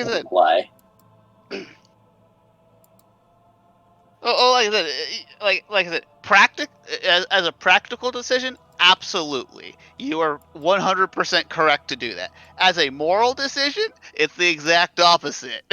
No, as a moral decision, there is a lot of debate to be had. Ah, rules lawyers. Always fun at the table. Always fun at the table. This isn't even rules lawyering. This is just debates of ethics. Especially when they when they want to put 10,000 conditions on everything. I had full Also, I would just say, hang the person. in a sense, they weren't really pirates so much as just. No, they were outright like- confessed pirates. No, Yes. they were, but given the nature of where they came from and who they were fighting, they're more just like freelance, like they're like freelance combatants. In Which full is like the technicality, they- direct definition of pirates. In full technicality, they were privateers who continued doing it after they couldn't be privateers anymore. I mean, basically, they were like they're kind of like a military outfit. They're just like, okay, we want you to stop, and they Oh, just no, kinda no, like, no, no, no, no. "Eh, no. Privateers are basically mercenaries. Oh, I know. Like I said, They are in no way a military outfit. Do not be mistaken at all. what the hell makes you think mercenaries aren't essentially a military outfit? They just don't have as strict of rules and regulations in When it comes- conduct. When But it comes there's a mercenary group is still practically a military. Potentially. It depends on the mercenary group in question. It could just be a list of hired guns that has no organized structure besides some sort of boss who conducts them and gives them contracts. True, but like I said, like in this context, I'd say like them killing the dogs is a little bit more like you know, like soldiers killing each other. It's a little it's a little bit different than like saying like civilians killing civilians or things like of that nature, which is where I would have to lean towards a little bit more towards it wasn't really, it was the furthest thing from a good act that you could possibly do, removing the man's hand, who put up no reason. Well, he wasn't necessarily complying. He wasn't showing any signs of aggression. I will state, you did see them actively get pardoned by the Lord Regent of Elra under the pretenses that he liked them. You did not see any of their crimes, nor were they ever actually accused of anything necessarily.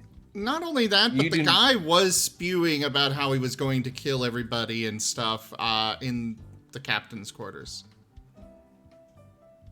I'm pretty sure he wasn't, but I don't remember. It's been so long. I can't truly say that I actually remember that whole conversation. I remembered that, but maybe I am wrong. Gold King, you were the one that played him.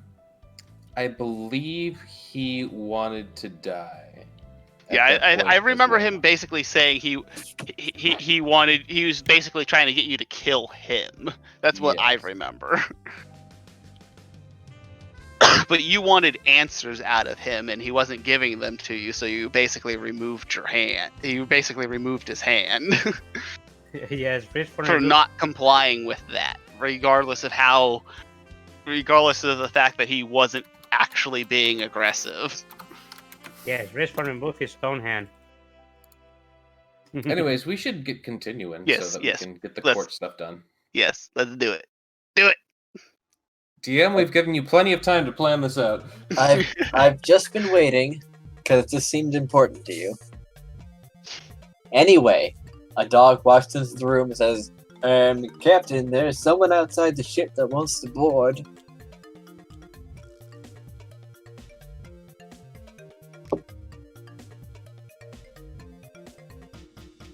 You should go see Should to we your let him guest. Zim? God damn it. Did he say he would BRB? I No. don't believe so. I think he just poofed. Sorry, I'm back. Welcome Welcome back. back. We were talking specifically to you. What's up? A dog came in and said that there's someone outside the ship that wants to board. Oh, great, another one. Alright, Risforn will get up, regretfully set down his tea, and make his way out to see who it is. See an eagle in a suit. Is it a bald eagle? Is it a hawk eagle? Is like what? Hawk eagle. Okay. Hello, what can I do for you? Day, as you are a man of station with a properly created industry behind you, I am your appointed defense. I will You're be my representing attorney? you in court. I represent the Phoenix Law Offices. Oh boy. Very well, come on board. Excellent. I'll have you know I have an excellent record. Just tell me your intentions and your testimonies. I've already gathered many people's testimonies from the beach today, and I believe there is a reasonable chance that you can get out of this without penalty. Oh, it's quite simple. The individual was casting dangerous magic, and I made them stop. In a forceful manner, yes. Yes. This is correct. And I shall present it as such.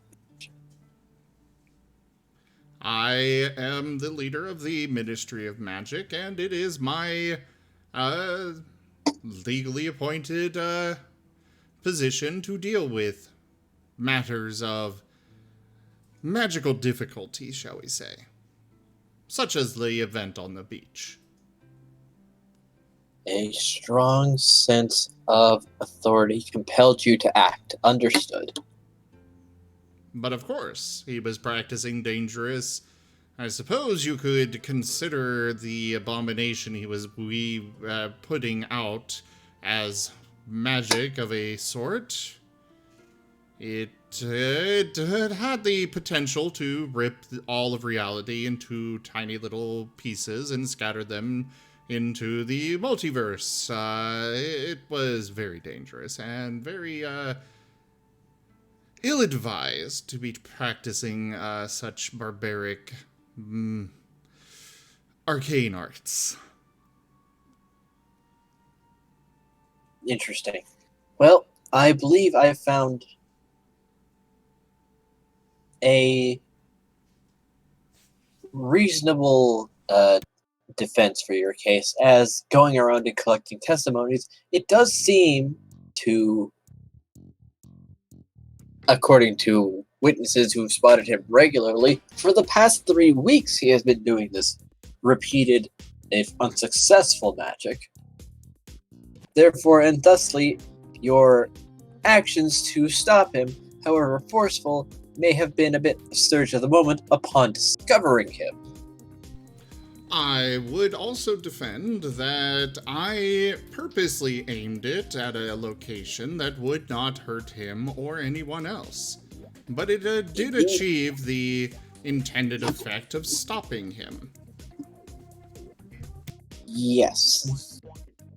Yes, I can work with that.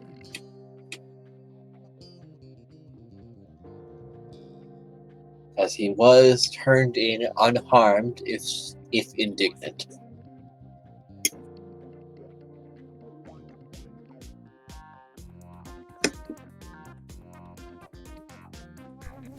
Now, was there anything else? Well, if there's anything else you'd like to add, I believe I can make a quite solid case out of this. I would also state that it is my authority my jurisdiction to handle situations and individuals of this nature, and I would like to have him turned over to my authority by the ruling of the King of Fortitude and the Lord Regent of Elbra, right? Yes. I remembered! I'll see what I can do. That should not be too much of a problem. Excellent, thank you very much. And a good day to you, sir. You as well.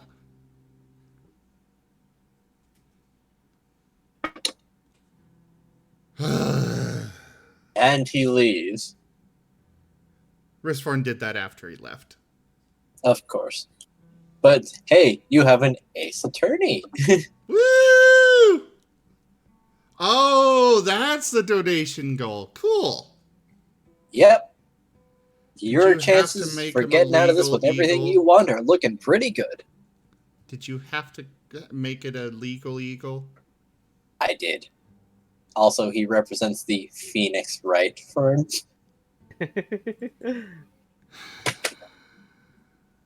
He pulled out all the stops for this. If you Hey, I've weren't had the 2 weeks to prepare. I have been waiting for that one. If you weren't the DM, I would throw you into the sun right now. I can't believe you only got that even after he said he represents the Phoenix law offices. I didn't pick up because of the Phoenix Right. I didn't pick up the Phoenix Right joke, but and I will admit Wired pointed out the legal eagle thing. Mm-hmm. What's up, legal eagles? Today it's time to think like a lawyer. Okay, I quit. I'm out of the game. Enjoy!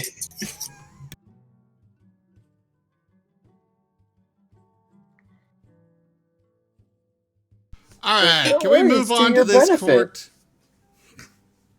Can we get this torture over with? Yes, I recommend we rest until tomorrow.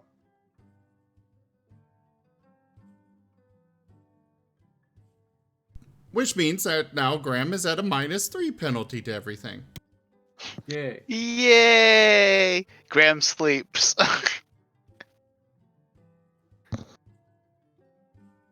Meditation until the next day.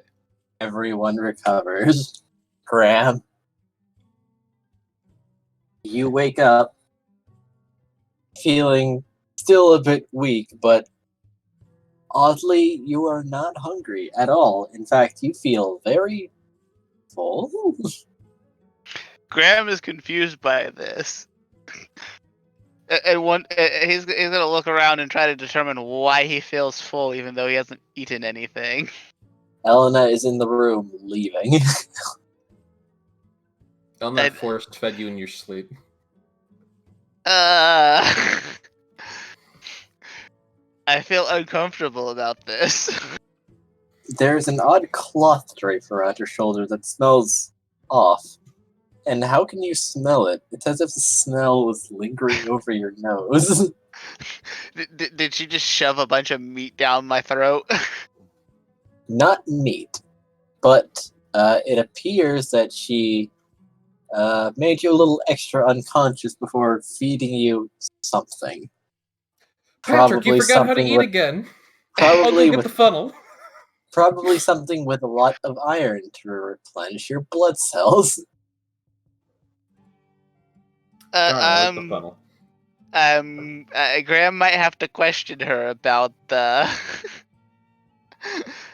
about what she shoved in him, Bed rest now. and remind her that there's healing potions that could do the same thing. Dave, we don't know what healing potions are actually made of. They could be high in iron. Do you recover wounds? Question mark? They do. They're like the stitches of the magic world. Also, she comes from a low magic world, so she probably doesn't believe in that potion bullshit.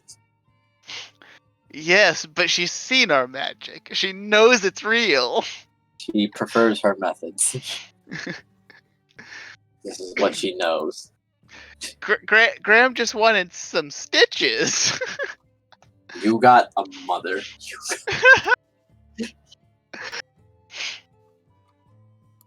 Graham has very mixed feelings about this.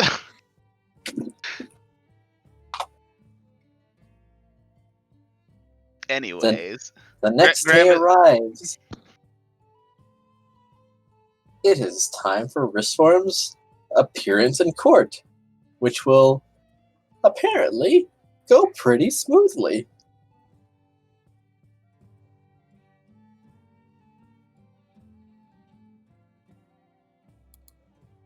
Well, it's looking pretty good for him. He's got a pretty good attorney. The other side, they're not looking so great, actually.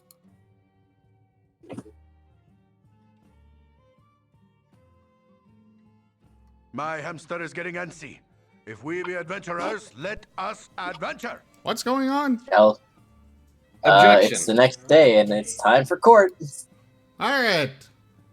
Wired, I am denying that because there is nothing to that. Also, I'm pretty sure that we have... No?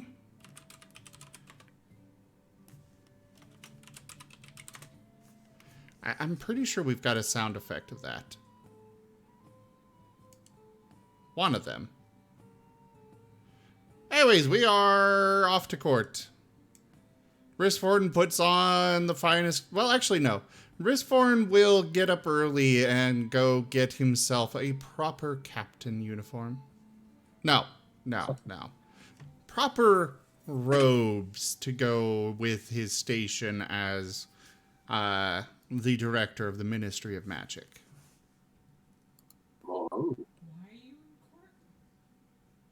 I'm in court because somebody was casting, or sort of casting dangerous magic, and I cast a fireball past them, but it was a public place. I don't know. This hurts my GM sensibilities. Apparently, you hurt my roommate's GM sensibilities. Well, probably because you didn't give him the full story, Zim. That was enough of one. Ah, yes. Those pesky little details, like throwing a fireball on the beach. No, I just said that I threw into a crowd of people. It was not into a crowd of people, and I did No, say no. it was a public place on the beach. They cast magic, not you. Those pesky little details. Also, we do not have objection, but we do have, Hold it. hold it. Yes. Why do we not have objection? I Technically, don't know. technically we have all of the sound effects because people can redeem them using bits through Blurp. Let's blurp. An extension on the channel where people can use 5 bits to... you use 5 bits and it plays a sound effect. Oh, yeah, I see. That's what that is. Yeah. Hold on.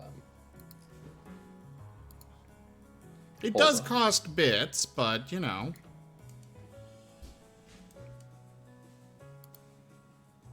Hold on.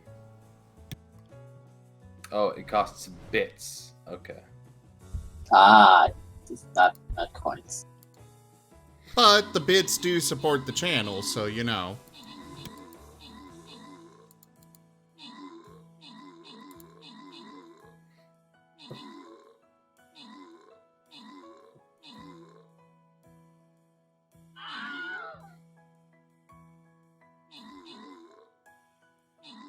Looks over at DM expectantly.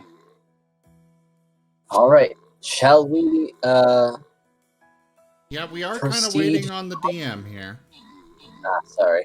I thought you were going to do more after shopping for clothes, but let's proceed to court then. Alright, I got some nice ceremonial robes that make me all official looking. Probably a look fancy.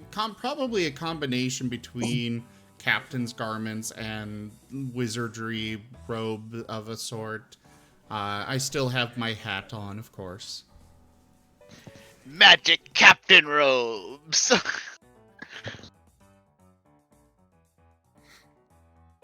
Yes.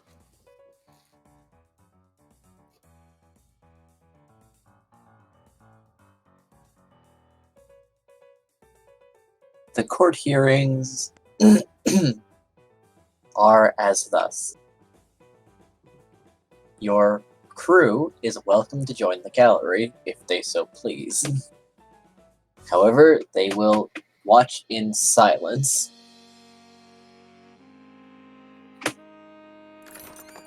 And the man from the beach is on one side behind a desk, and next to him is what seems to be an elderly lion with a false mane. Be back a moment. Is it like a comb over mane? Especially at the top.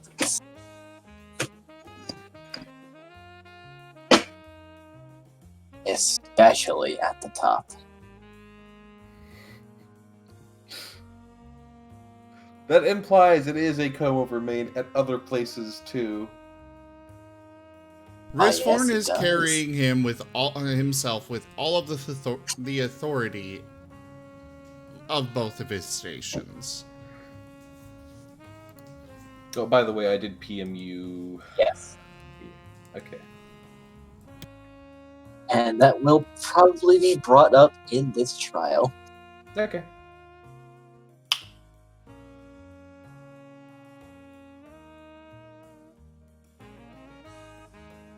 Your attorney, your legal eagle, or hawk eagle, looks very professional and proud as he stands beside you, a case filled with papers, half of which seem to be testimonies. He seems to have collected at least 30 people's testimonies, not including yours, from observers on the beach.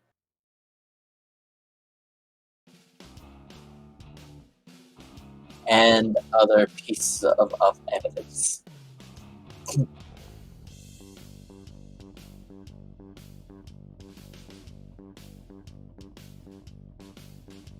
The judge, a Doberman, slams down his gavel and says, "Order, order in the court. We shall begin with the accused." So which one of us is the accused? Because I believe we've both been accused of something. Hey guys, what's going on? Hey, Who did?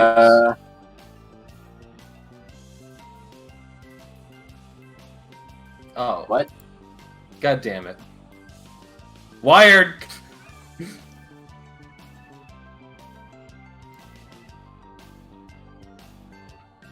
Huh. No, that was Toshime. What? Oh yeah, Toshime. Toshime played a fucking sound effect. Yeah, he did. God damn it. Hey guys, what's going on? Silence, Edie.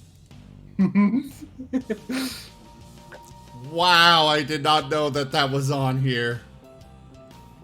That is very evil. I'm like, what the hell is going on here? I was completely distracted, as a matter of fact. I want to know, who's that? What? Like, for a second, I thought that was just Red Might, who was just like, I came in anyways. Because, Yes. like, the voice did not sound dissimilar. Like, I was like, oh, hey, that's just Red Might. I didn't Yes. recognize the voice, so I went over to Discord ready to move somebody out of the channel. I'm like, there's nobody here. And then it occurred to me, wait, I don't hear when people join and leave anyways, so what?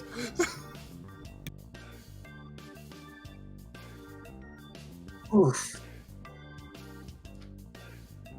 Way, you are not the accused, Risforn, but you could be held legally liable for your actions. That man was the one who was casting magic on the beach, and the one who had been carried off by the guards.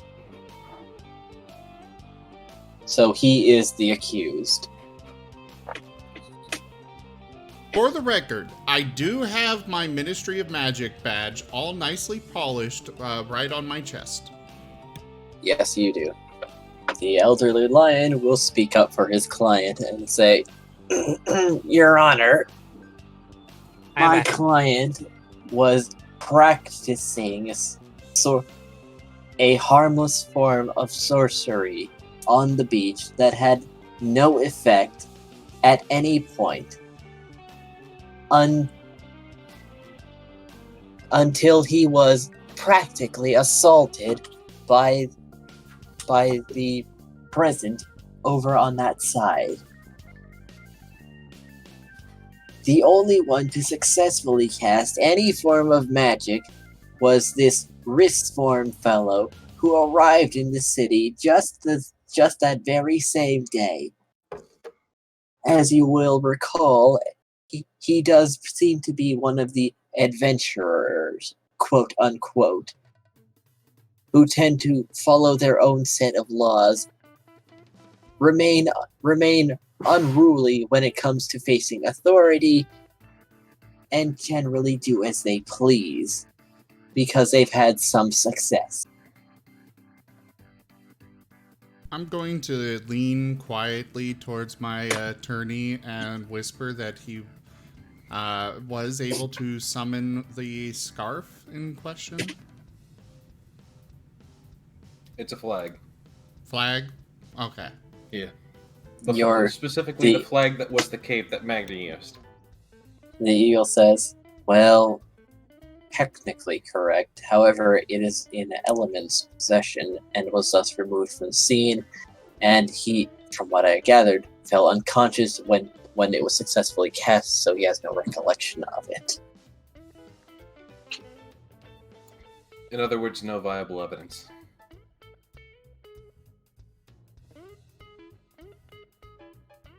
And if we present that evidence, that would mean the scene was then tampered with.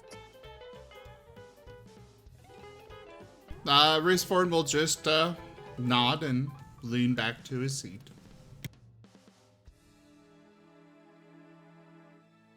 Furthermore, it seems that he somehow got out of this by trying to pin more blame on my client, saying that this magic was in fact dangerous. However, no one else had been in fact present for any successful casting. So these wild accusations are therefore unfounded until we get a more professional opinion. Because while he does claim to be the founder of the Ministry of Magic, upon further investigation of this position, he does not seem to actually have many, if any, employees to his name, or official headquarters, or anything to show for his efforts. We do have a headquarters.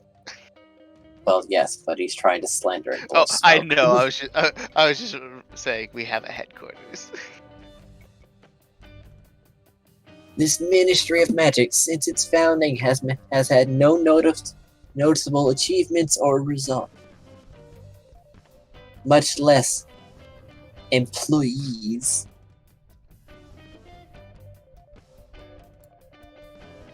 So I find their very founding questionable. To note, they do have somewhat individuals working on what may be now finished construction. I believe it was supposed to be finished by the time they came back to Fortitude. Yeah, it should be more than finished by now, because we did also take over a building. Not only that, but we do have some very prestigious individuals, even if not many. You have prestigious individuals in Elra. Currently in Fortitude, you did have someone there to basically act as... what's the word? Kind Yes. of like an administrator? Yes, but this is also Brightwall, and they've had a day to gather all this information. Yeah. It is potentially actually somewhat highly likely that the Ministry of Magic's influence is not yet spread to Brightwall. Or at least the knowledge of its influence. Maybe. Who knows? That's up to the DM, but I'm just kind of like giving my input Yeah. from where things were left off. I would say that is the case. So there's some debate to be had. He would then sit down and say, I rest my case. He has no reason to judge my client for his spell crafting.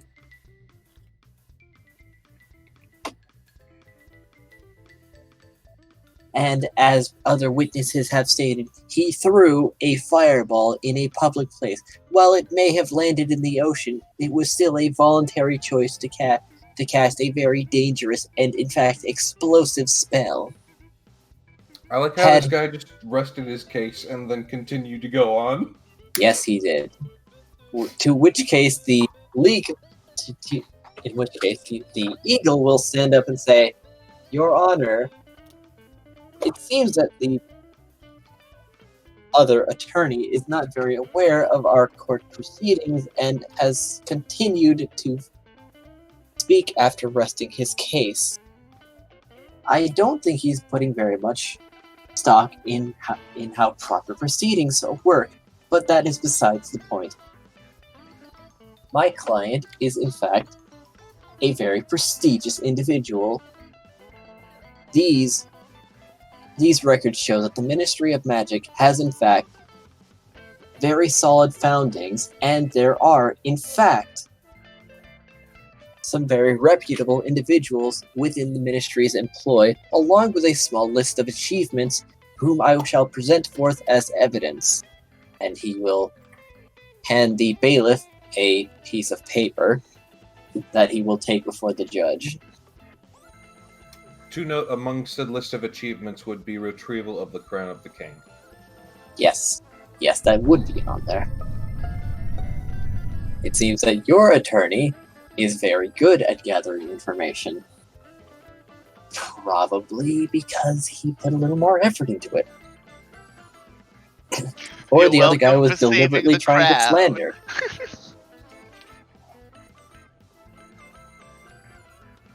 As you can see, he is in fact a very well-received individual by royal families, no less, having their direct backing, or at least some degree of funding. However, I'm pretty sure on the list of employees you can yourself recognize some names, and there are ongoing projects. While their completion time may not be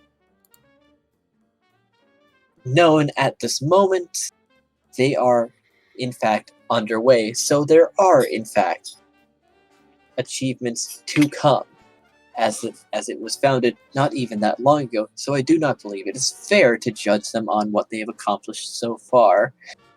Even if it's just a short list, these are very notable events. Secondly, he is a adventurer of merit. He is a very accomplished spellcaster who has, in fact, made a breakthrough of his own, changing the element of the firebolt spell. This demonstrates his knowledge of spellcrafting, and if he made such powerful and expressive claims upon witnessing the accused's magic, that means that it was, in fact, very volatile. Even if we held it under professional scrutiny, I'm pretty sure that they could very easily come to a similar result. That man needs his magic analyzed and contained by professionals. However, a professional is in fact before us in the name of Risforn. He did what he must, if a bit emotionally, to prevent any disaster, as while the spell may have failed, every time it was cast, to our knowledge, the effects are unknown. To safeguard everyone on the beach and himself and the accused, he did what he must, or he did what he had to break his focus and make certain that he would alert authorities as fast as he could, even if it meant incriminating himself slightly.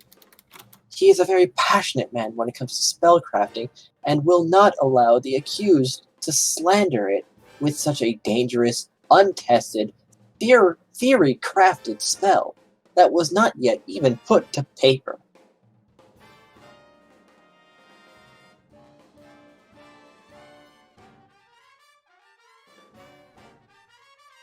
He is a fine example of what a mage should be. And he will have a seat.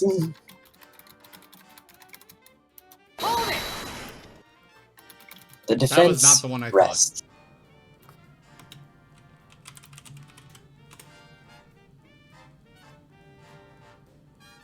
Wow. Oh, there it is.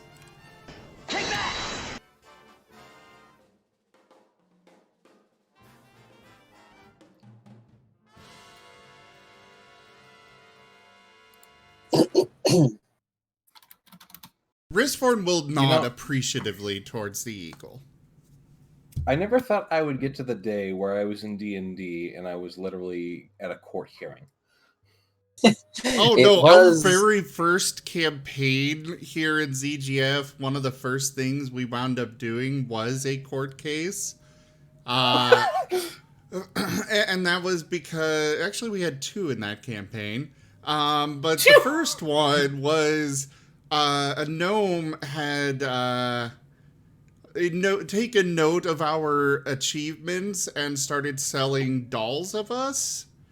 And my character, who for the record was a feral wolf, decided to sue him for the royalties on that. The DM at the time had basically set him up to pretty much be Disney. He was Milt Didney. Milt Didney. Oh. Was that the mouse? No. Wait, what mouse? What are you talking about? There was like a freaking Mickey Mouse stand-in in one of the games that I've seen art of. No. That's a Tuesday group. This was the Friday group. Yeah, no. And okay. yeah. I won and had more money than I could possibly imagine what to do with. You made an adventurer's guild. Yeah, I made an adventurer's guild. I set up a self-sufficient orphanage. I think also a homeless shelter. And this character was a sentient feral wolf who really didn't understand the concept of money. But hey, I want this thing. Make it. He also didn't like the idea of somebody selling what he considered chew toys of himself. I'm surprised they knew what lawsuits and royalties were. He found out from someone. Ah, that explains it. We had a white dragonborn with a southern accent as our attorney. He had a full, white suit with a 10-gallon hat on and everything. I forget his name, but it was a play on, what's his name? Doug Dimmadome. Ah. Doug Dimmadome? Owner of the Dimsdale Dimmadome? Yes. Yes. That one. No, it was not Foghorn Leghorn. Yeah, it was Doug Dimmadome, owner of the Dimsdale Dimmadome. It sounds like it could have been the Colonel too. No, I'm pretty sure it was Doug Dimmadome, owner of the Dimsdale Dimmadome. You know that trope of like kind of a fat man in like a white suit talks with a southern accent and like as a lawyer like that's a trope in a lot of movies and shows. Oh too. yes. Oh yes. That's what I was thinking about as you were describing. I was like, I know exactly what this was going towards.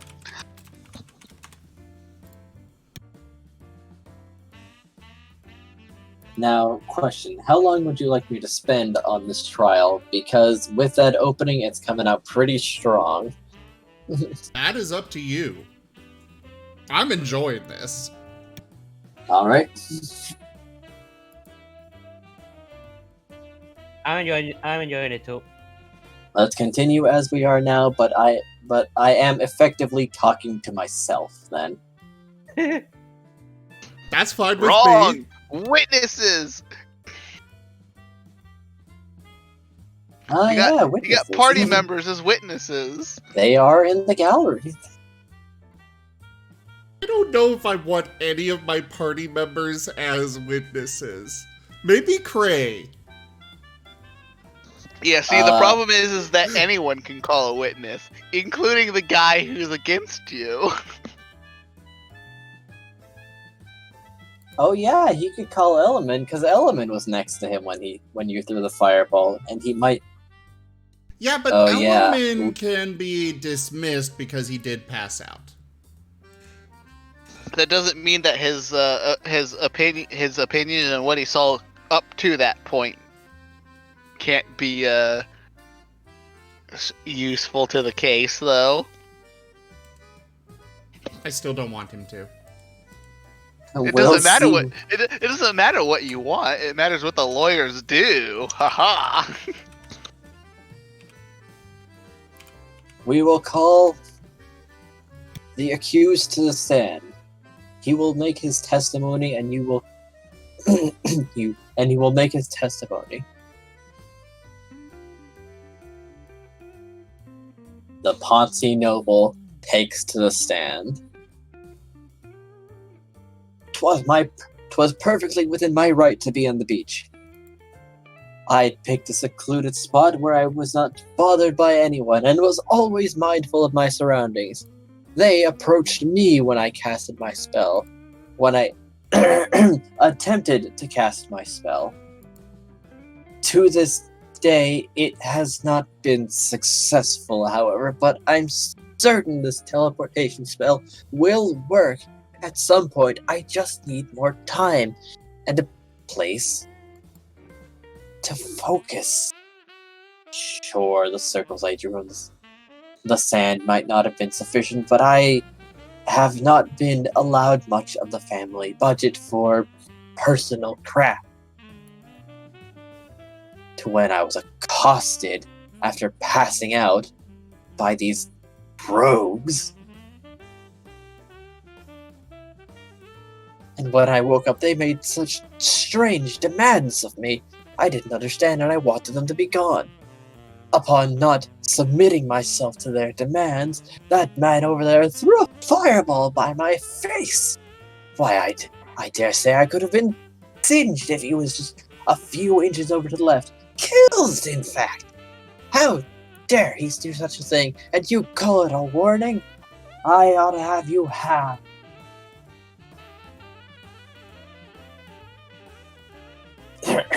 Anyway, none of my magic has been successful to this point, despite my brilliance.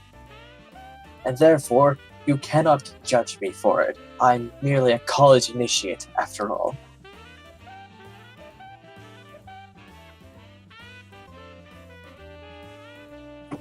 Risforn bites his tongue to keep quiet.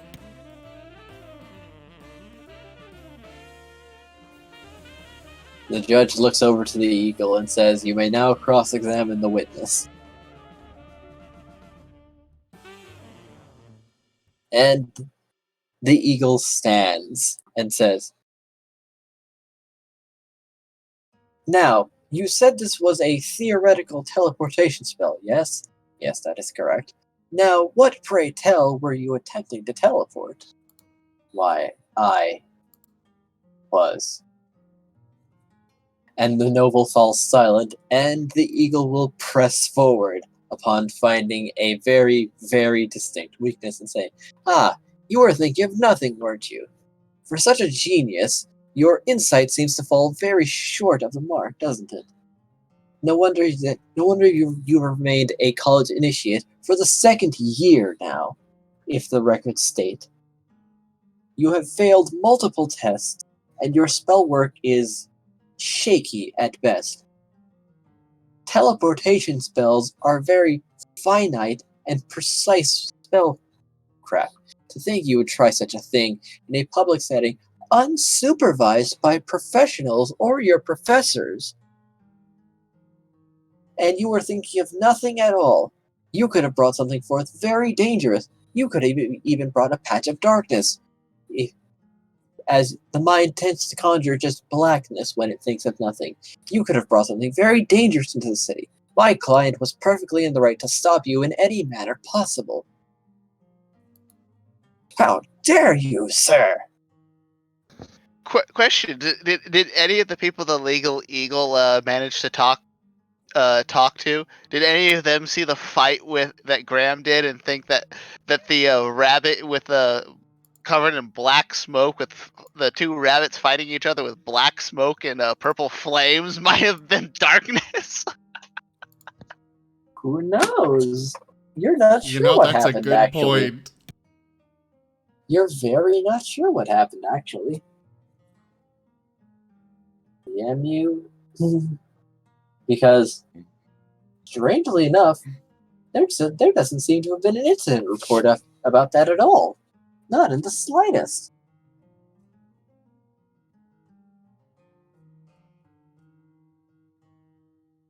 Weird.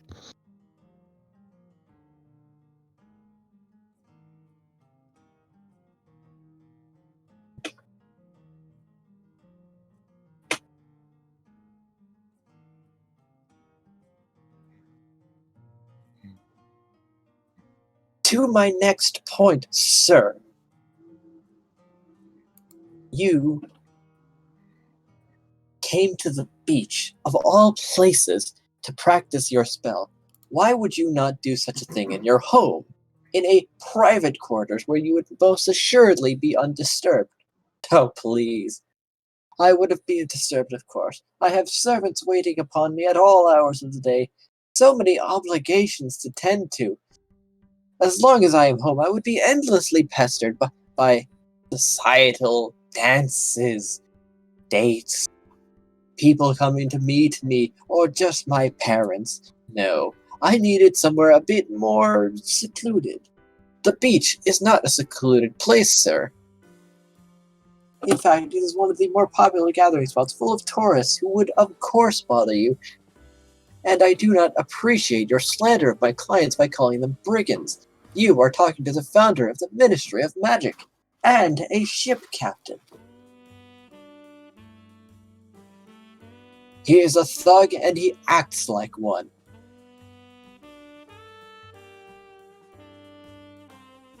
Just because you have a noble station thanks to your parent, do not think to shame those who have more achievements than yourself.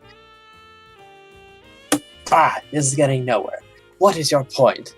There are many other places you could have more safely practiced your spellcraft. I think there's something you're not telling us, sir.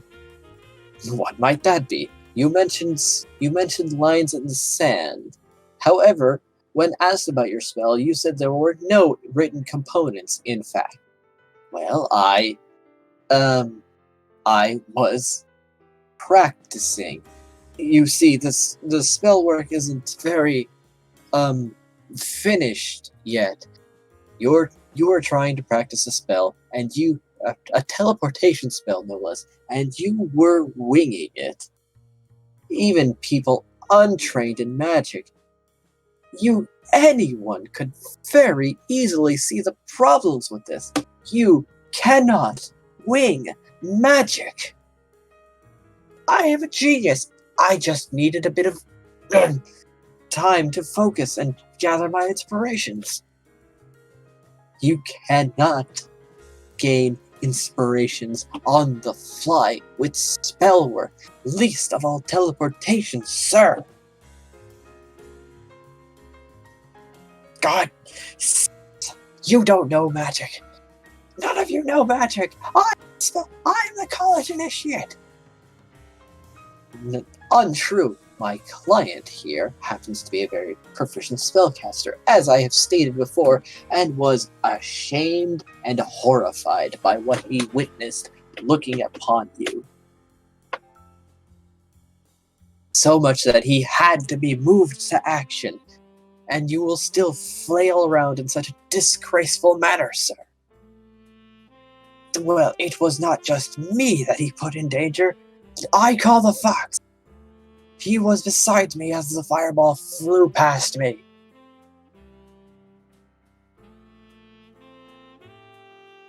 Surely he can attest to this man's character. And he is not so blameless as you say. Any other spell could have done just as well, but he chose a fireball. A fireball, ladies and gentlemen. So what, he's calling Element as a witness? Yes, he is. And the lawyer will say, by the fox, he does mean Element, the paladin, in the company of Risforn. They may not have exchanged formal greetings, but it does seem that Element was present at the scene and assisting him in waking up from an unconscious state that he was rendered to very suddenly and swiftly for some undetermined reason.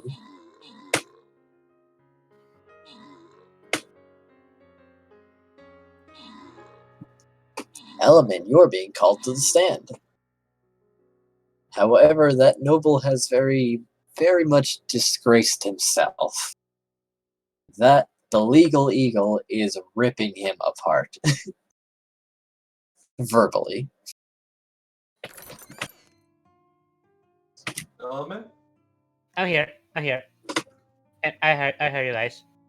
Enemy stands up. And asks, you need me? You ask me to testify. Yes. Yes, you are being asked to testify as to Risform's character. Enemy goes over to take the stand. And now Risforn's gonna be executed. No! Probably. Mr. Element, have you been in the company of this Risform for very long? How long has it been? Out of character? I don't recall. Probably several months. Yeah, I was gonna say, it's probably been at least a couple months. Enemy nodded. Enemy nodded and said, I've been with his company for a couple of months. Well then, how would you describe Mr. Risform?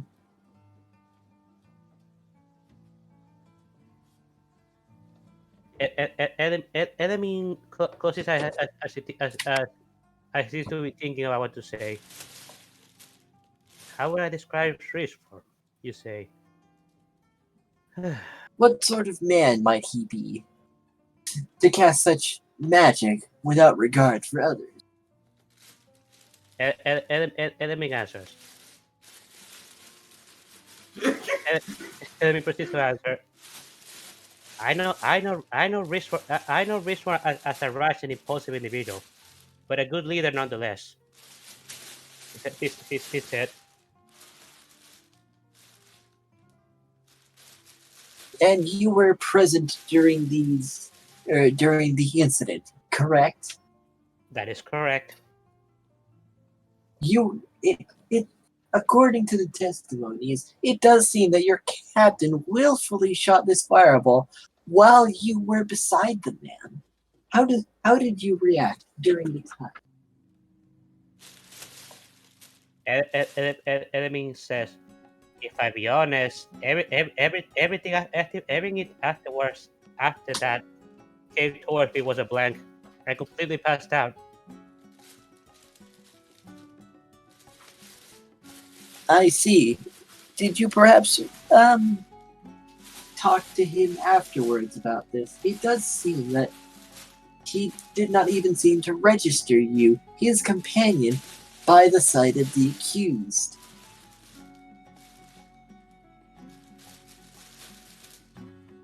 And let me know that yes, we did have a discussion afterwards about this. Interesting. Could you tell us the contents of this discussion?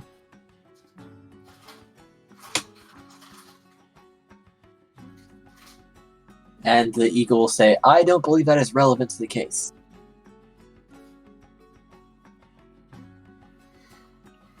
Please do not needle the witness with pointless questions. That would be an objection. Ah, yes. Well, I don't have the sound bit ready. Objection! Thank you.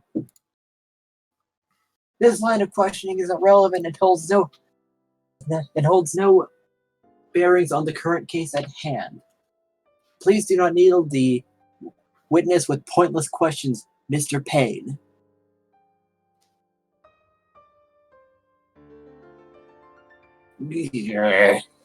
Fine then. Oh, I'm getting DM.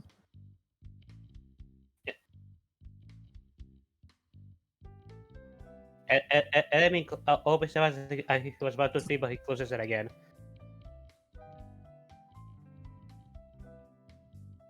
Mr. Element, you said that he is a good leader, correct? Yes. Then that does mean that you believe that his judgment is sound, in most cases.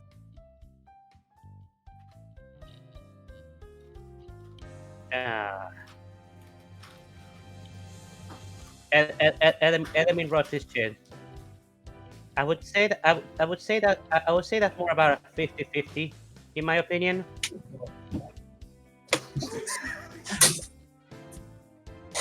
Risforn pulls out some rope and starts sizing it for his neck. The really. eagle winces. Is that so? Could you give us some examples so we may have some context? After all, this may be a difference in opinion, but he is surely a being of sound judgment, yes? Yeah, he chopped a pirate's fucking hand off once. I'm not saying that in character. You are not understand. That is slander. I'm not saying this in character. Yeah. So you're asking me for context. More clarification so that we may have a frame of reference as to his judgments and priorities. After all, stopping someone's spellcasting with a fireball as a threat may be a bit extreme, but perhaps this is just a demonstration about how passionate he is when it comes to spellcrafting.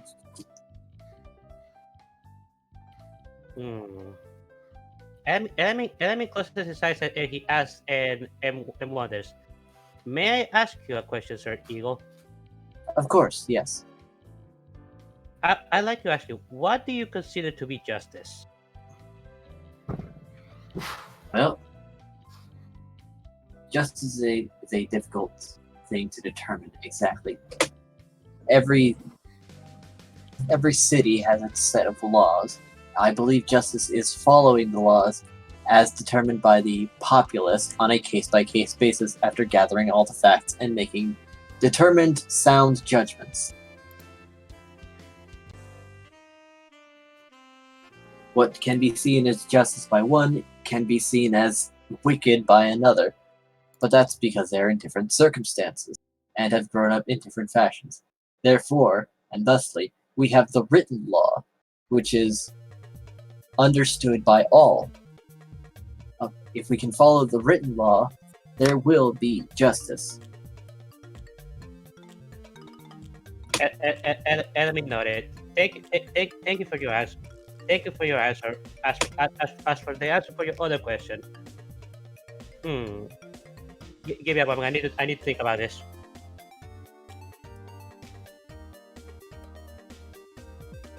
You asked an attorney what always justice was. always looks good whenever the person who you're like, please tell us about this character. Is like, I'm gonna need a moment to think about this. I was I saying, asked the character, let me just remember what that was.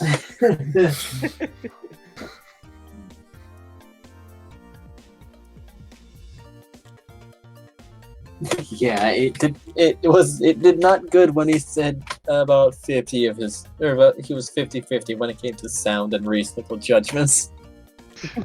I mean, it sounds about right though. In It does. actuality, It does, but this is also a lawyer who is doing his best to get his client acquitted of all charges.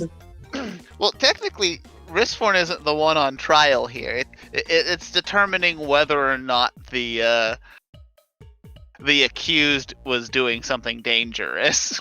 Yes, that warranted such a forceful display. However, if it is not the case, Well, even regardless, if as long there would be a separate trial for Risforn's actions for him to be held responsible. It's not his, so he's not the one on trial. Well, that could be true for the American system. This is a True. fantasy system. True. it is both So- those trials. They're going to see how legally liable Risforn is for his actions, and if there will be consequences for this. Enemy says, let me ask you another question, Mr. Eagle. What would you if you happen to have a prisoner of war, you will say, what would you what would you say is going too far when it comes to dealing with such a creature? A prisoner of war in what context? Gray's gonna walk over to Risforn, take out a measuring tape, and start taking his measurements for his coffin. We were talking about a potential player death tonight. Yeah, you know what? It wound up being a different player.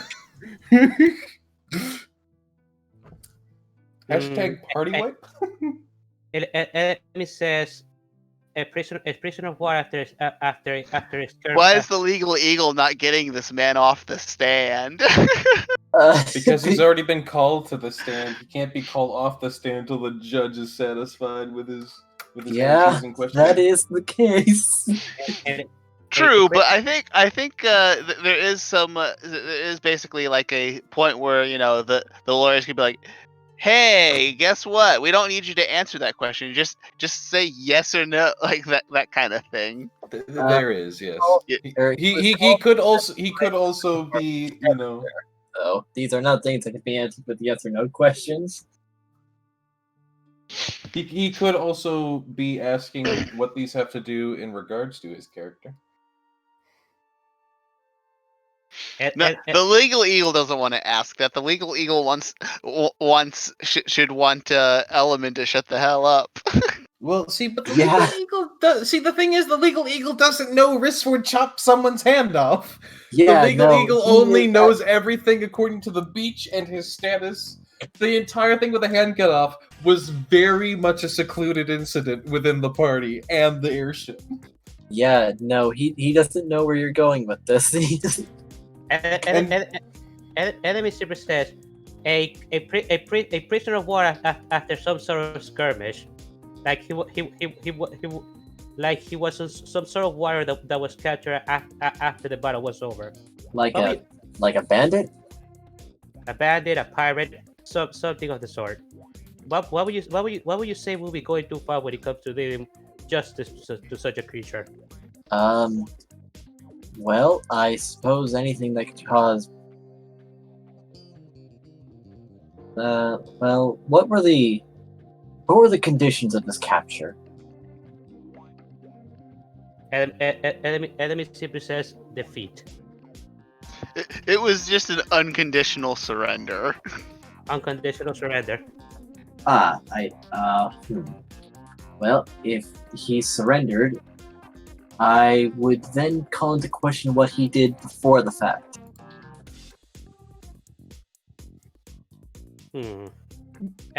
Enemy nodded. I see. After all, if he assaulted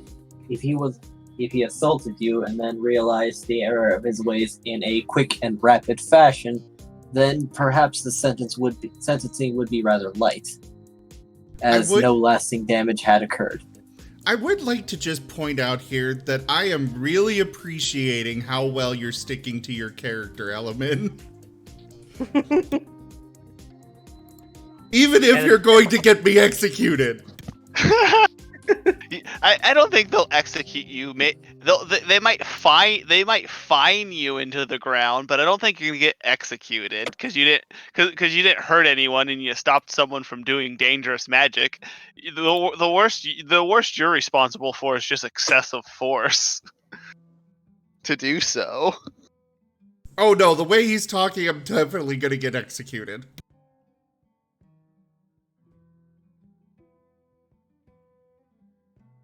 And let me know what Mr. Eagle says. So you would consider whatever they did beforehand before passing judgment, correct? Well, yes, the crimes need to be discussed on a case-by-case basis. Crimes aren't universal, as after all, they're matters of circumstance. I agree. So if somebody was in position to fight back, let's say, would it be okay to would it be okay to basically cause unimaginable pain to such a creature? You could say bodily harm or dismemberment. Bodily harm. That would be frowned upon if they had already surrendered, unless there were external circumstances that forced the hand. Force the hand, exactly. I agree with you, Sir Eagle. Did I miss something? Where is this leading to, Sir Elvin? Why has the judge not been like, get to the fucking point? Yeah, we were discussing all this about my captain's character. Were we not? Yes. This was simply brought about by my thoughts. I just wanted to let you. Give me a moment. I need out of character. Just give me a moment. I need to collect my thoughts. Yes, you are taking the stand. Get on with it. Yes, get on with it. Silence, ye audience. I am enjoying this scene. Get on with it.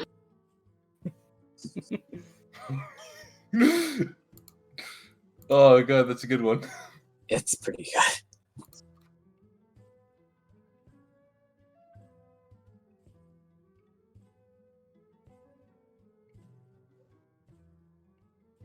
Well, get on with it! Leave him be. I already said silence, ye audience. I will silence the players too. Well, we were silent, and then get on with it. Do forgive me if my do forgive my musing. So, this was just something that had been on my mind for a while. I just like to live with this. Sometimes Risforn may be unreasonable, but I do trust his judgment. And I mean says. I see. So it is judgment that you can put your confidence in, then. Yes. He has got his quick thinking has got us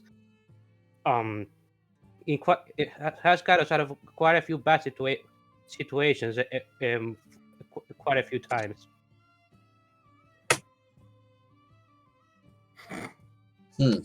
Ah, yes. Thank you very much. And enemy takes a small bow. That is all. Mr. Payne will raise an objection and say, "Hold on now, that story about, that theoretical situation regarding the bodily harm, could you elaborate on that a little bit more, sir? It sounds like you were speaking from experience." Do medieval courts have a right to have like a Fifth Amendment, the right to be silent? Well, he can choose to stop speaking, but that will leave implications.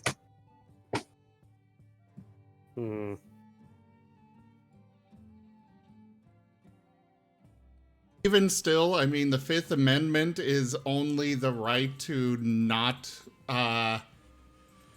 it only makes it so you do not have to testify against yourself or against your spouse. Another reminder, everyone, we are not in America right now, Yeah. and the law is anything the DM wants it to be. Oh, I know. That's what it's like. Because I'm basically going by Phoenix Wright court systems. Oh, Jaffer. What did you do? He ran the 8-ball command in the chat, and he's like, will there be a party death in this game? And the bot responded with, ask again later. Very ominous indeed. Oh, yes. Indeed, indeed. Haha! The 8-ball has decided I am not cute! Ho-ho! Sadness. Oh god. Really, Toshime? My hamster is getting antsy. If we Oh, be adventurers, an influence, let I us see. Adventure. Influences come in.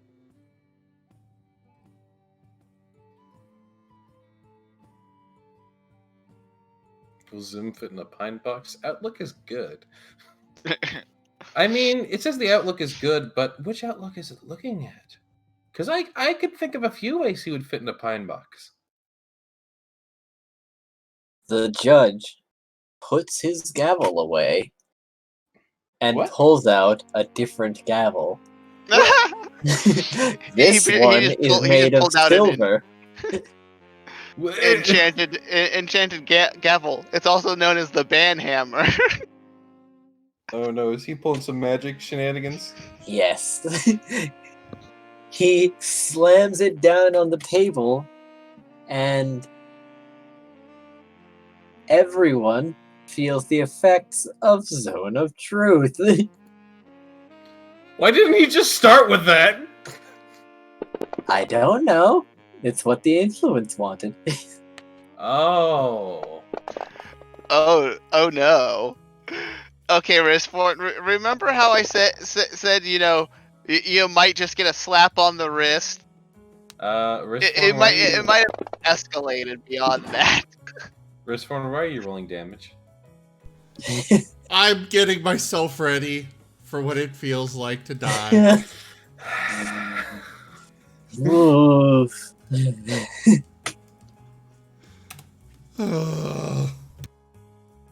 Okay, so Oh boy.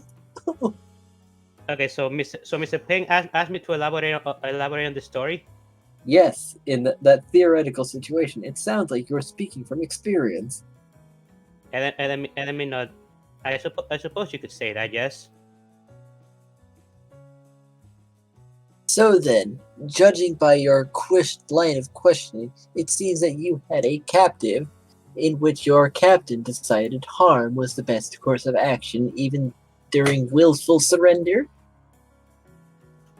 Element nods. Interesting. The same captain whom is now asking for the unconditional surrender of this noble into his private care, despite harming one who had willfully surrendered. Element nods again. Yes. I don't think you're going to be able to interrogate him, Elemen. Element can't lie right now. Oh, I know. I'm just saying, like, this man will probably still be in trouble for his magic, but I think Risforn and is also going to be, and this guy's going to be basically in cushy house arrest prison. Very interesting. And were there other cases of cruelty that you would care to share regarding Risforn's character? Yes. And actually, was there another? I actually. You weren't there whenever he basically tortured one of our characters by constantly casting lightning at them whenever they had a fear of lightning. Oh yeah, I wasn't there. So I don't think I think that was the only act of like extreme cruelty that Risforn committed. Hmm. Ah, interesting. Well, enemy taps his elbow. Although to be fair, you have heard Graham mention the torture of a teammate several times. I'll do this much. Element, under the zone of truth, it seems that you have the option to remain silent under these questions. Mm. Enemy rubs his chin. There is something allowing you to not answer these questions. The enemy says, "Well, besides sometimes using too much fire, sometimes using too much fire around somebody who fears fire, I wouldn't say there's anything else." There's someone on your crew that has a fear of fire, you say. Who might this person be? You're looking at it. You can practically see the lion's eyes flash. He says, "Aha!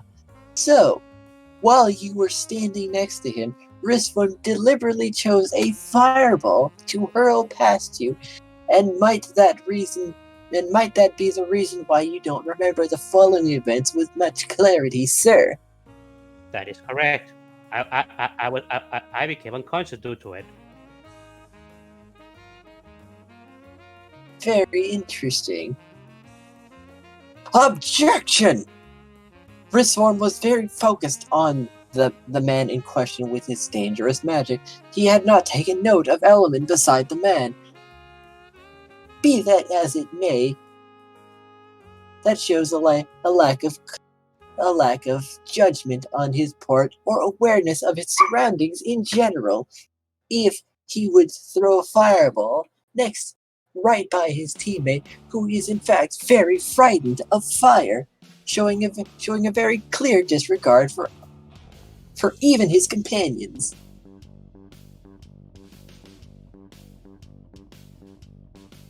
I would like to point out that besides my fear of fire, Rachel has treated me and the rest of the crew very well. Enemy says. Risforn, now is a good time to throw out the exposure therapy argument. Yes, if you think it'll hold up in court, Risforn. I am not going to speak at this time. I mean, you could just whisper it to your lawyer, and he could object for you. Just there we say go. This music's more appropriate for where we're going. Is it a sad violin?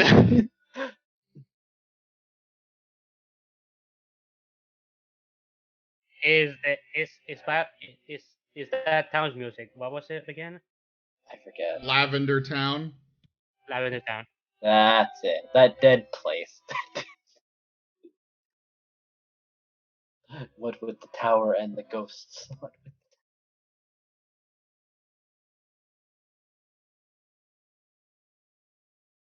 Risforn will lean over to his attorney and be like, I would like to take the stand. Or Yes, at least yes, speak. very good.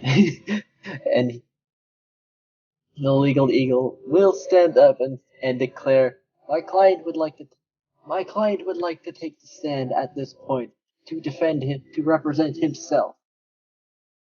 If- Enemy takes about. Do you not need me anymore? Thank you for your honesty, sir. We've gleaned much insight from this. Thank you. Honesty is part of my crown of honor. Yes, it is. And He looks a little paler than he did before. Enemy leaves, and you could almost see a smile on his face, or maybe that was just your imagination. The twist: Element is secretly trying to kill Risforn. I mean, if he believes Risform is evil, then it is within his right to do so. It is. I mean, to be fair, he doesn't even have to think Risforn is evil if it's within his character. Risforn will walk calmly up to the stand. Is the zone of truth still in effect? It is. How long does Zone of Truth last? I don't know. I think it's like 10 minutes. Oh. I'd also say Magical Court Gavel might be a little bit more intense of a zone of truth, possibly too. Could be. I would first like to state, I have no intentions of bringing harm to this individual. Instead, perhaps to educate him better.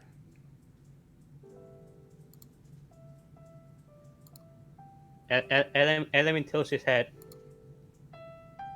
So you would forcefully employ a college initiate whom you very much dislike the spellcraft of to join your Ministry of Magic in a theoretically official position to tutor him yourself. Forcefully, no. We will seek information from him.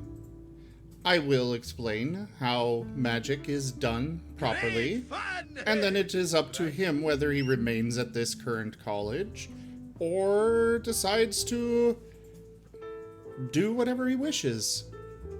But yes, the purpose of the Ministry of Magic is not only to deal with magical mayhaps, but it is also to allow for education to the masses of proper magical usage.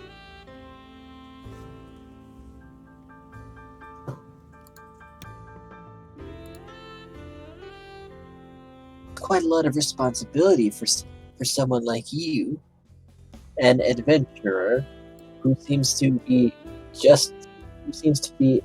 slowly expanding his ministry, let's call it.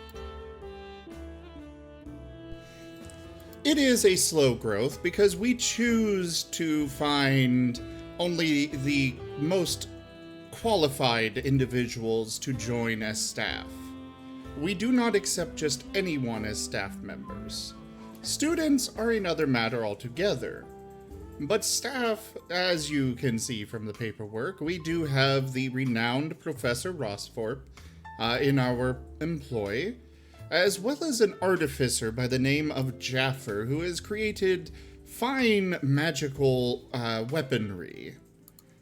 Currently, our main task is to deal with the darkness altogether. Preferably, remove it, period. Quite a daunting claim, sir. Have you made any progress into this?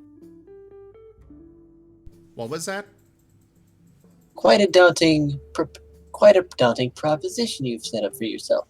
Have you made any progress into this ultimate objective of yours? Yes. We have gathered many individuals whose blood is tied to the ultimate demise of the darkness. Is that so? Ugh. The fact is, this individual was practicing magic of a barbaric nature that could have very well ripped apart the fabric of the universe itself. That could not be allowed to continue. My spell was aimed properly to ensure there was no injury and no casualty. Be that as it may, there is no reason for you to have taken a chance like that. Even if it's a minuscule chance, misfires can happen. Not if one knows what they are doing.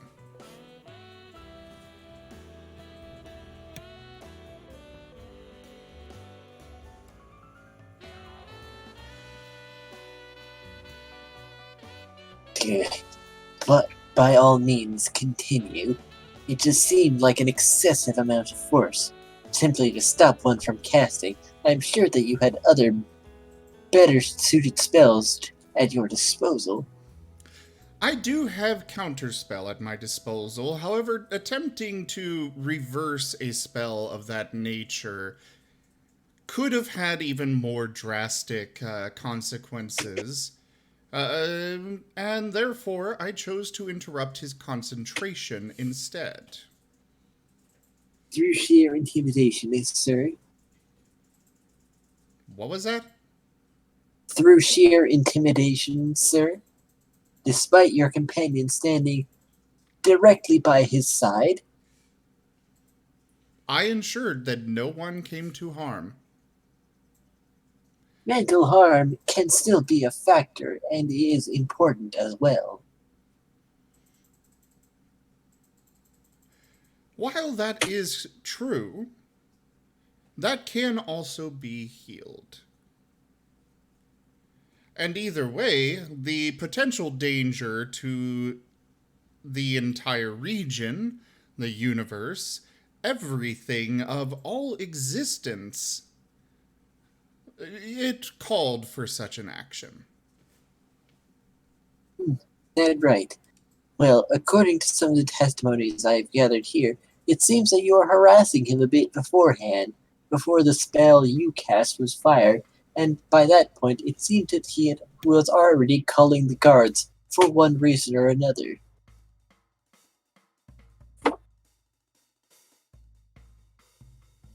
He was irate and insisting that his practices were perfectly okay.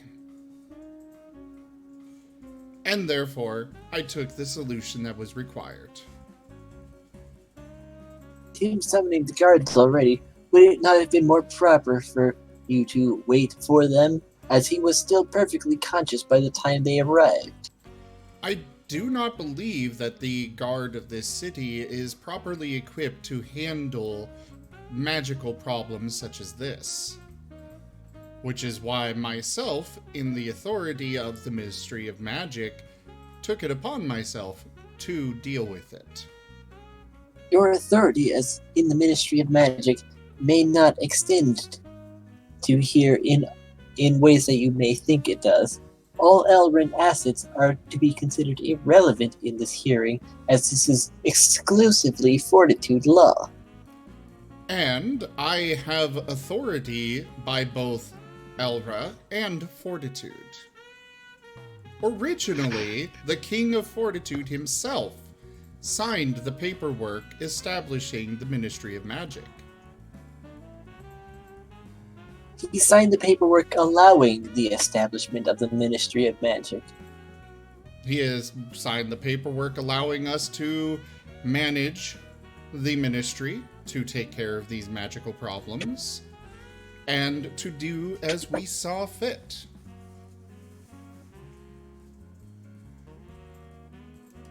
And yet you are primarily based in Elra, it seems. No, actually, our primary base is in Fortitude.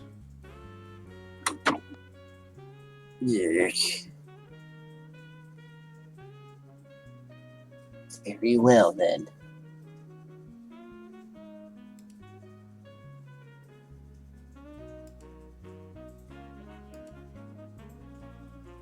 Any further questions?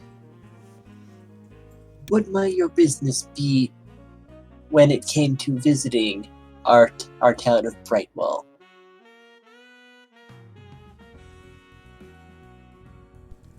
Well, that What does particular... that have to do with anything?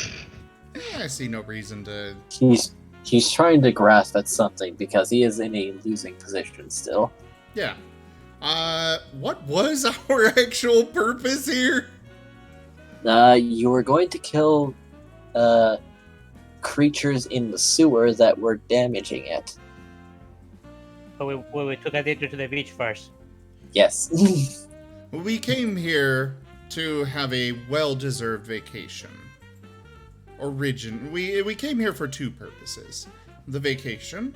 My crew has worked very hard over these months that they have served under me, and I felt they deserved a small vacation, a small day to relax.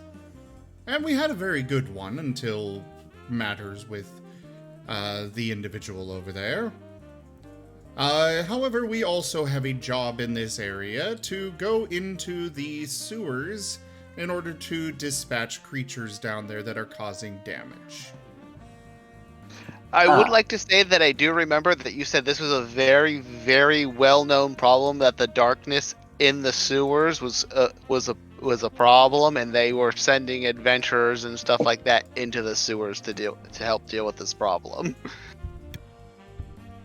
I remember that very distinctly, so... Yes, that is correct. Aha! So, it seems that your work ethic is not very professional. If you would prefer to take the break first, and then the job later, while the monsters are still damaging our sewer system, even after having arrived. And yet, we perform far better having adequate rest.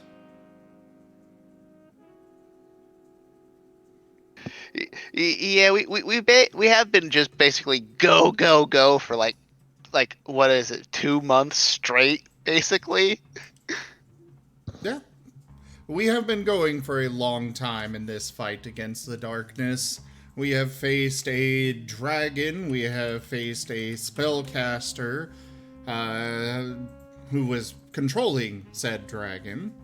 I personally rescued 3 of the individuals who were thrown off of our airship when the dragon attacked. I jumped overboard and saved them. We have gone through a lot in these few months that we have been working on this problem, and we will continue to do so. However, rest is very much required to perform at our peak capacity. It is not a slight on our work ethic that I chose to give my allies and crew the much needed rest.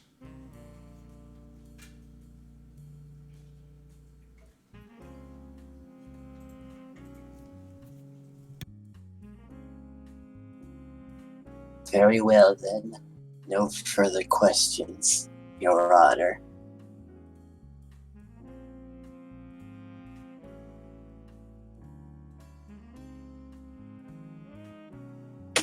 So, out of character, I did miss it slightly. Did Elemen specifically mention that I had the hand removed from the person? No. No. Okay. Element specifically avoided mentioning that. Good. He referenced that he basically was like he basically only said that you might have, he basically implied that you might have used a little bit of excessive force against and caused bodily harm against someone who had surrendered. Yeah, which still sounds a hell of a lot better than he had a bear bite off some man's hand. I would like to, while under the effects of this spell the judge has bestowed upon the court, state that everything I have done has been for the good of the world, as well as my crew and allies as a whole.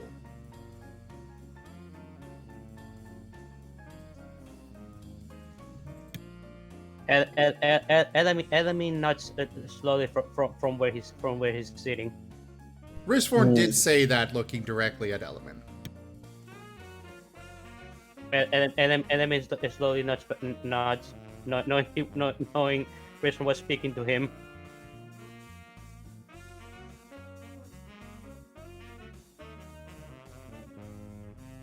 The eagle will stand up and applaud for him, saying, "As we can all very clearly see, a man of character.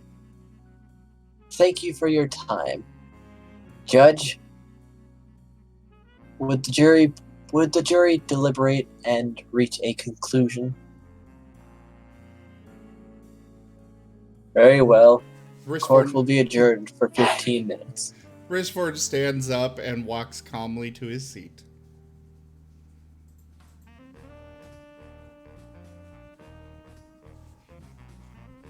Court will be adjourned for a moment as the jury will reach its consensus.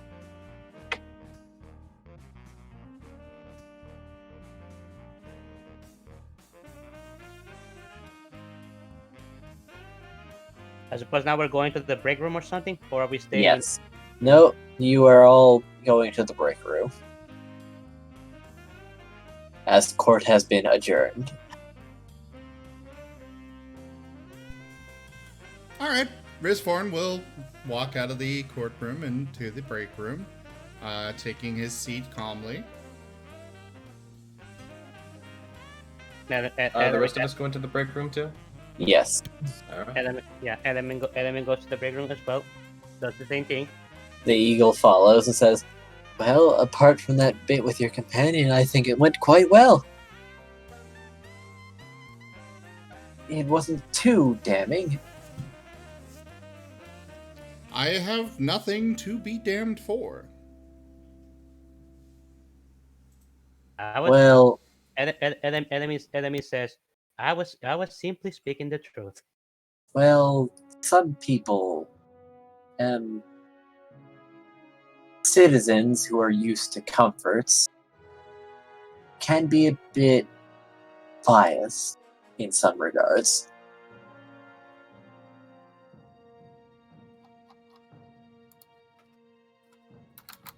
A touch naive, let's say. Oh, I am aware. I have dealt with such individuals before. Right.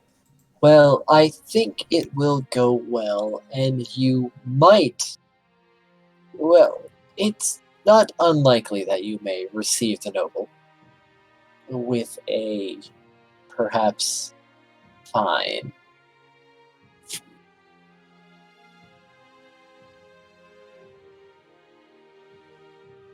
For excessive force.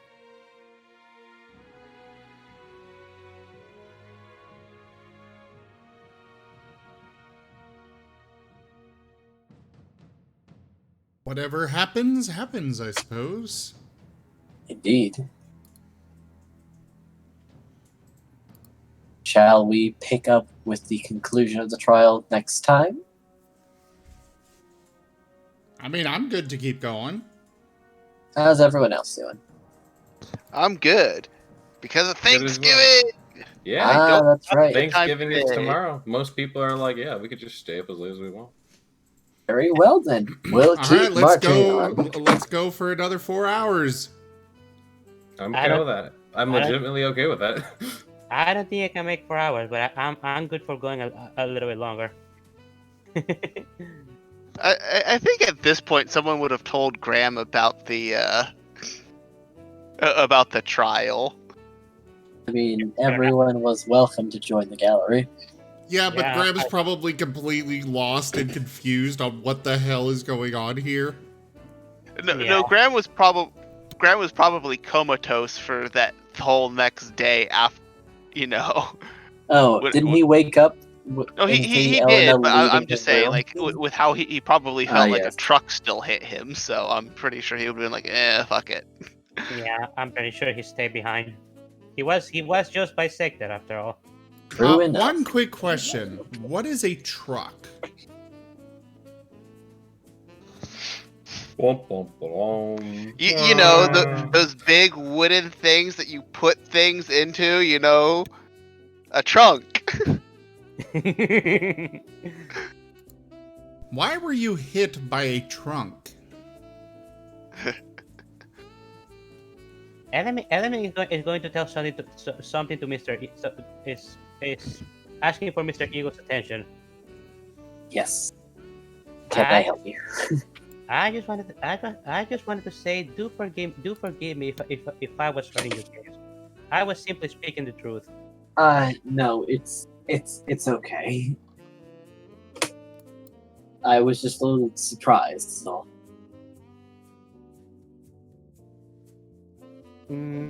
Yeah, I can imagine. Do know that I am confident in Risforn's judgment. He gets 50% of the time. Yes. It's better than 0%. Wouldn't you agree? Yes, quite. If you said that, that would have been frightening. I think Element agrees with the sentiment, just not the methods. Yeah. Thinks certain fox is walking the plank after this. Sorry, say that again? Nothing.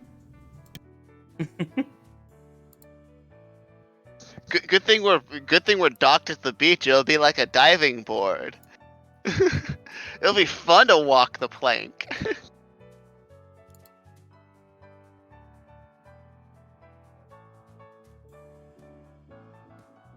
And court will resume after a short break.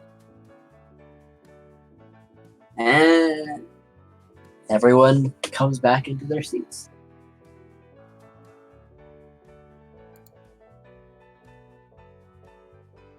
And the judge will announce his verdict. I thought there was a jury. Well, they tell him the verdict. Okay. He announces it because he's the judge. Judgment. Yes. He casts smite on the loser. That's the third gavel. I love all these special gavels.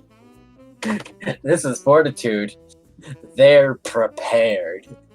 This judge will throw down. He's level 12.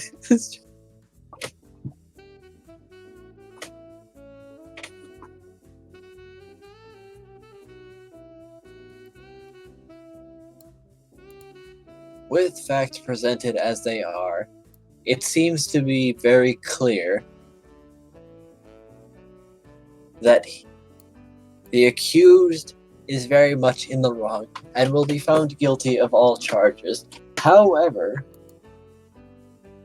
there will be a fine issued to Risforn for excessive use of force and perhaps a bit of impulsive judgment. However, we will also be entrusting the supervision of the accused to Risforn under the authority of his Ministry of Magic. However, we will ask that he stays for 2 days, and before the accused will join him under tutelage, if accepted, to ensure the safety of the accused. Are these terms acceptable? Agreed.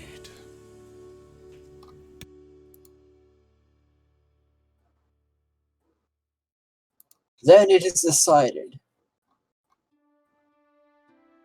Court is adjourned, and he will slam his gavel, and a small wave passes through the courtroom.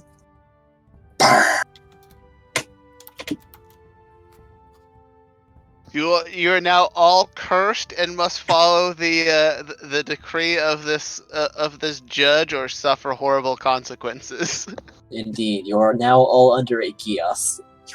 Oh dear. The Gias is follow the fucking law.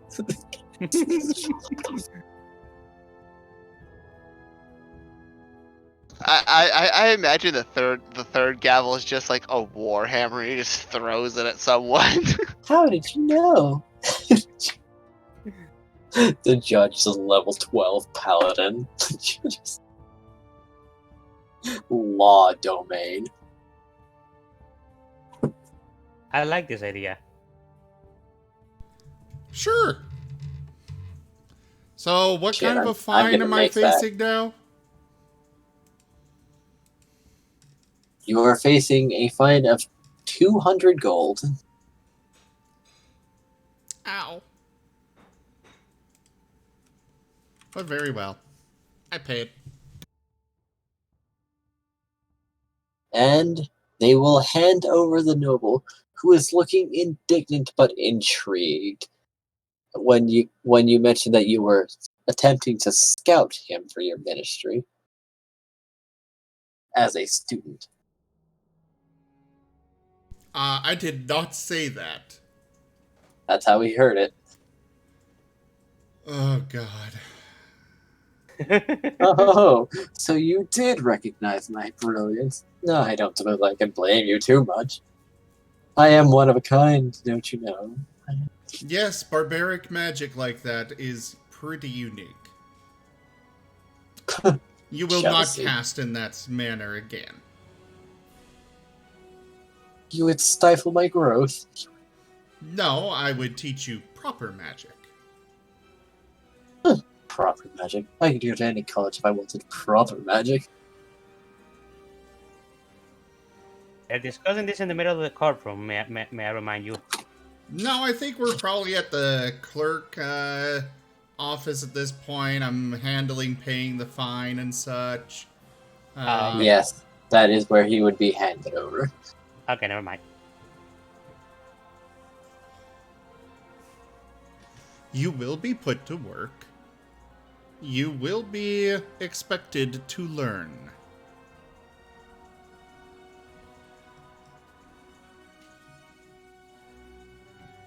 And if you wish Very to well. eat aboard my ship, you will work for your food.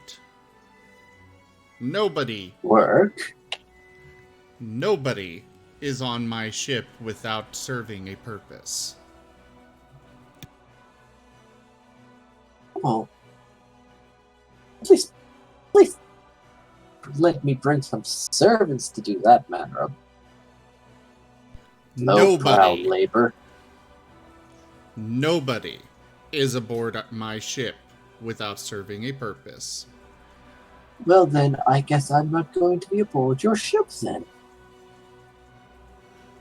If you wish to learn magic, you will. Damn you. Fine. Then what do you expect of me exactly? We will see where your skills lie.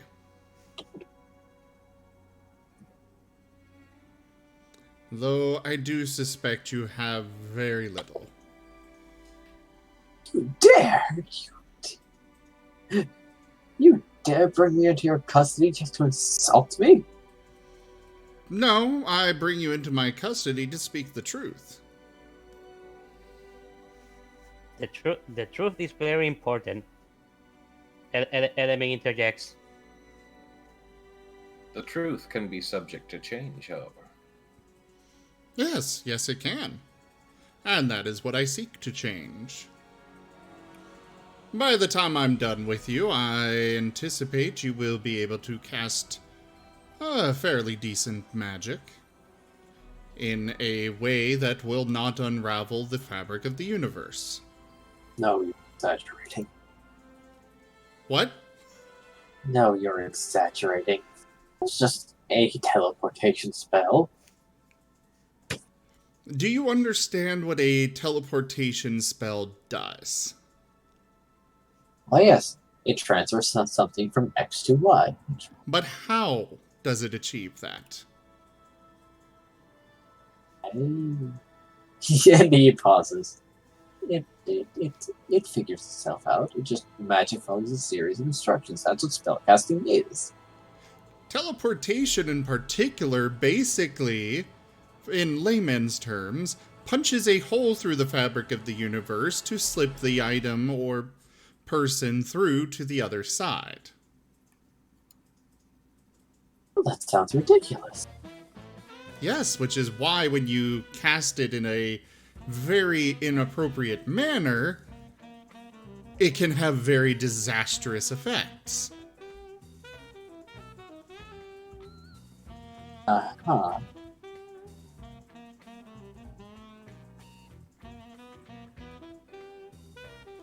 We will start you with the basics.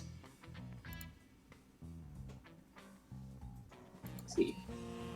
But for now, This man is going to flip out whenever he sees Graham pulling swords out of thin air. Yes, he will.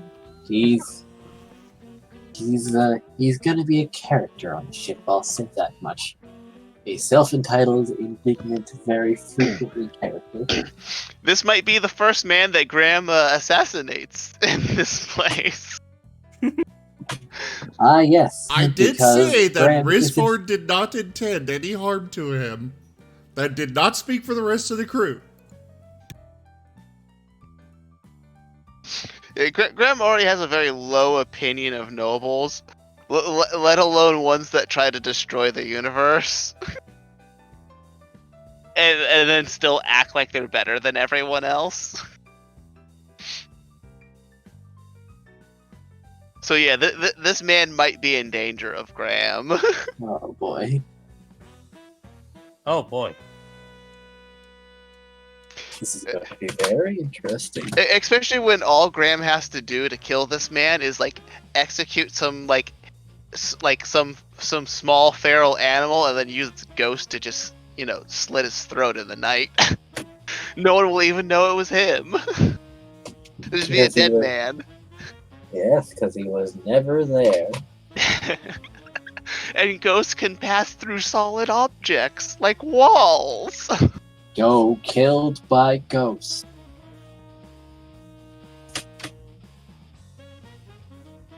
And with Graham being Graham 2.0, with full control of his pact this time, things are looking up. Because there is still a benefit you have not discovered yet. Oh? Indeed. I'm You excited. fought and won for your pact. There is more to it. But you'll have to discover it. Yes, I'm excited for that. Ooh, I'm interested. So I think now that we've resolved that, I think we could go ahead and end at this point. Ah, Yeah, I just wanted to at least get that out of the way. gotcha. yeah, it looks like a good place to Yeah, end absolutely. up. I was totally on board with finishing the court thing. Alright. It was a good end. Thank you.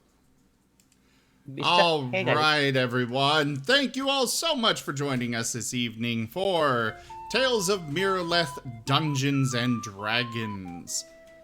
I might be back tomorrow. We'll see exactly how plans go out tomorrow, because it is Thanksgiving here in the US.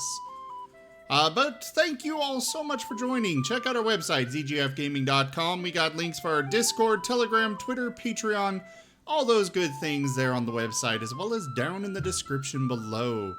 Thank you to my patrons, donators, and subscribers. It is very much because of all of you that I'm able to continue bringing these streams to you all. I could not do it without you guys. Do consider becoming a patron. I am doing streaming full-time now, and I cannot do so without your guys' support. So go check out our Patreon at patreon.com/ZGFgaming. consider being a patron. Consider helping me continue bringing these streams, as well as upgrading them with custom music and the like. But for now, thank you for joining, and I bid you all the most fondest adieu. Bye, guys. Bye. Goodbye. Hey, besides my stuttering, how do you guys think I did on the trial?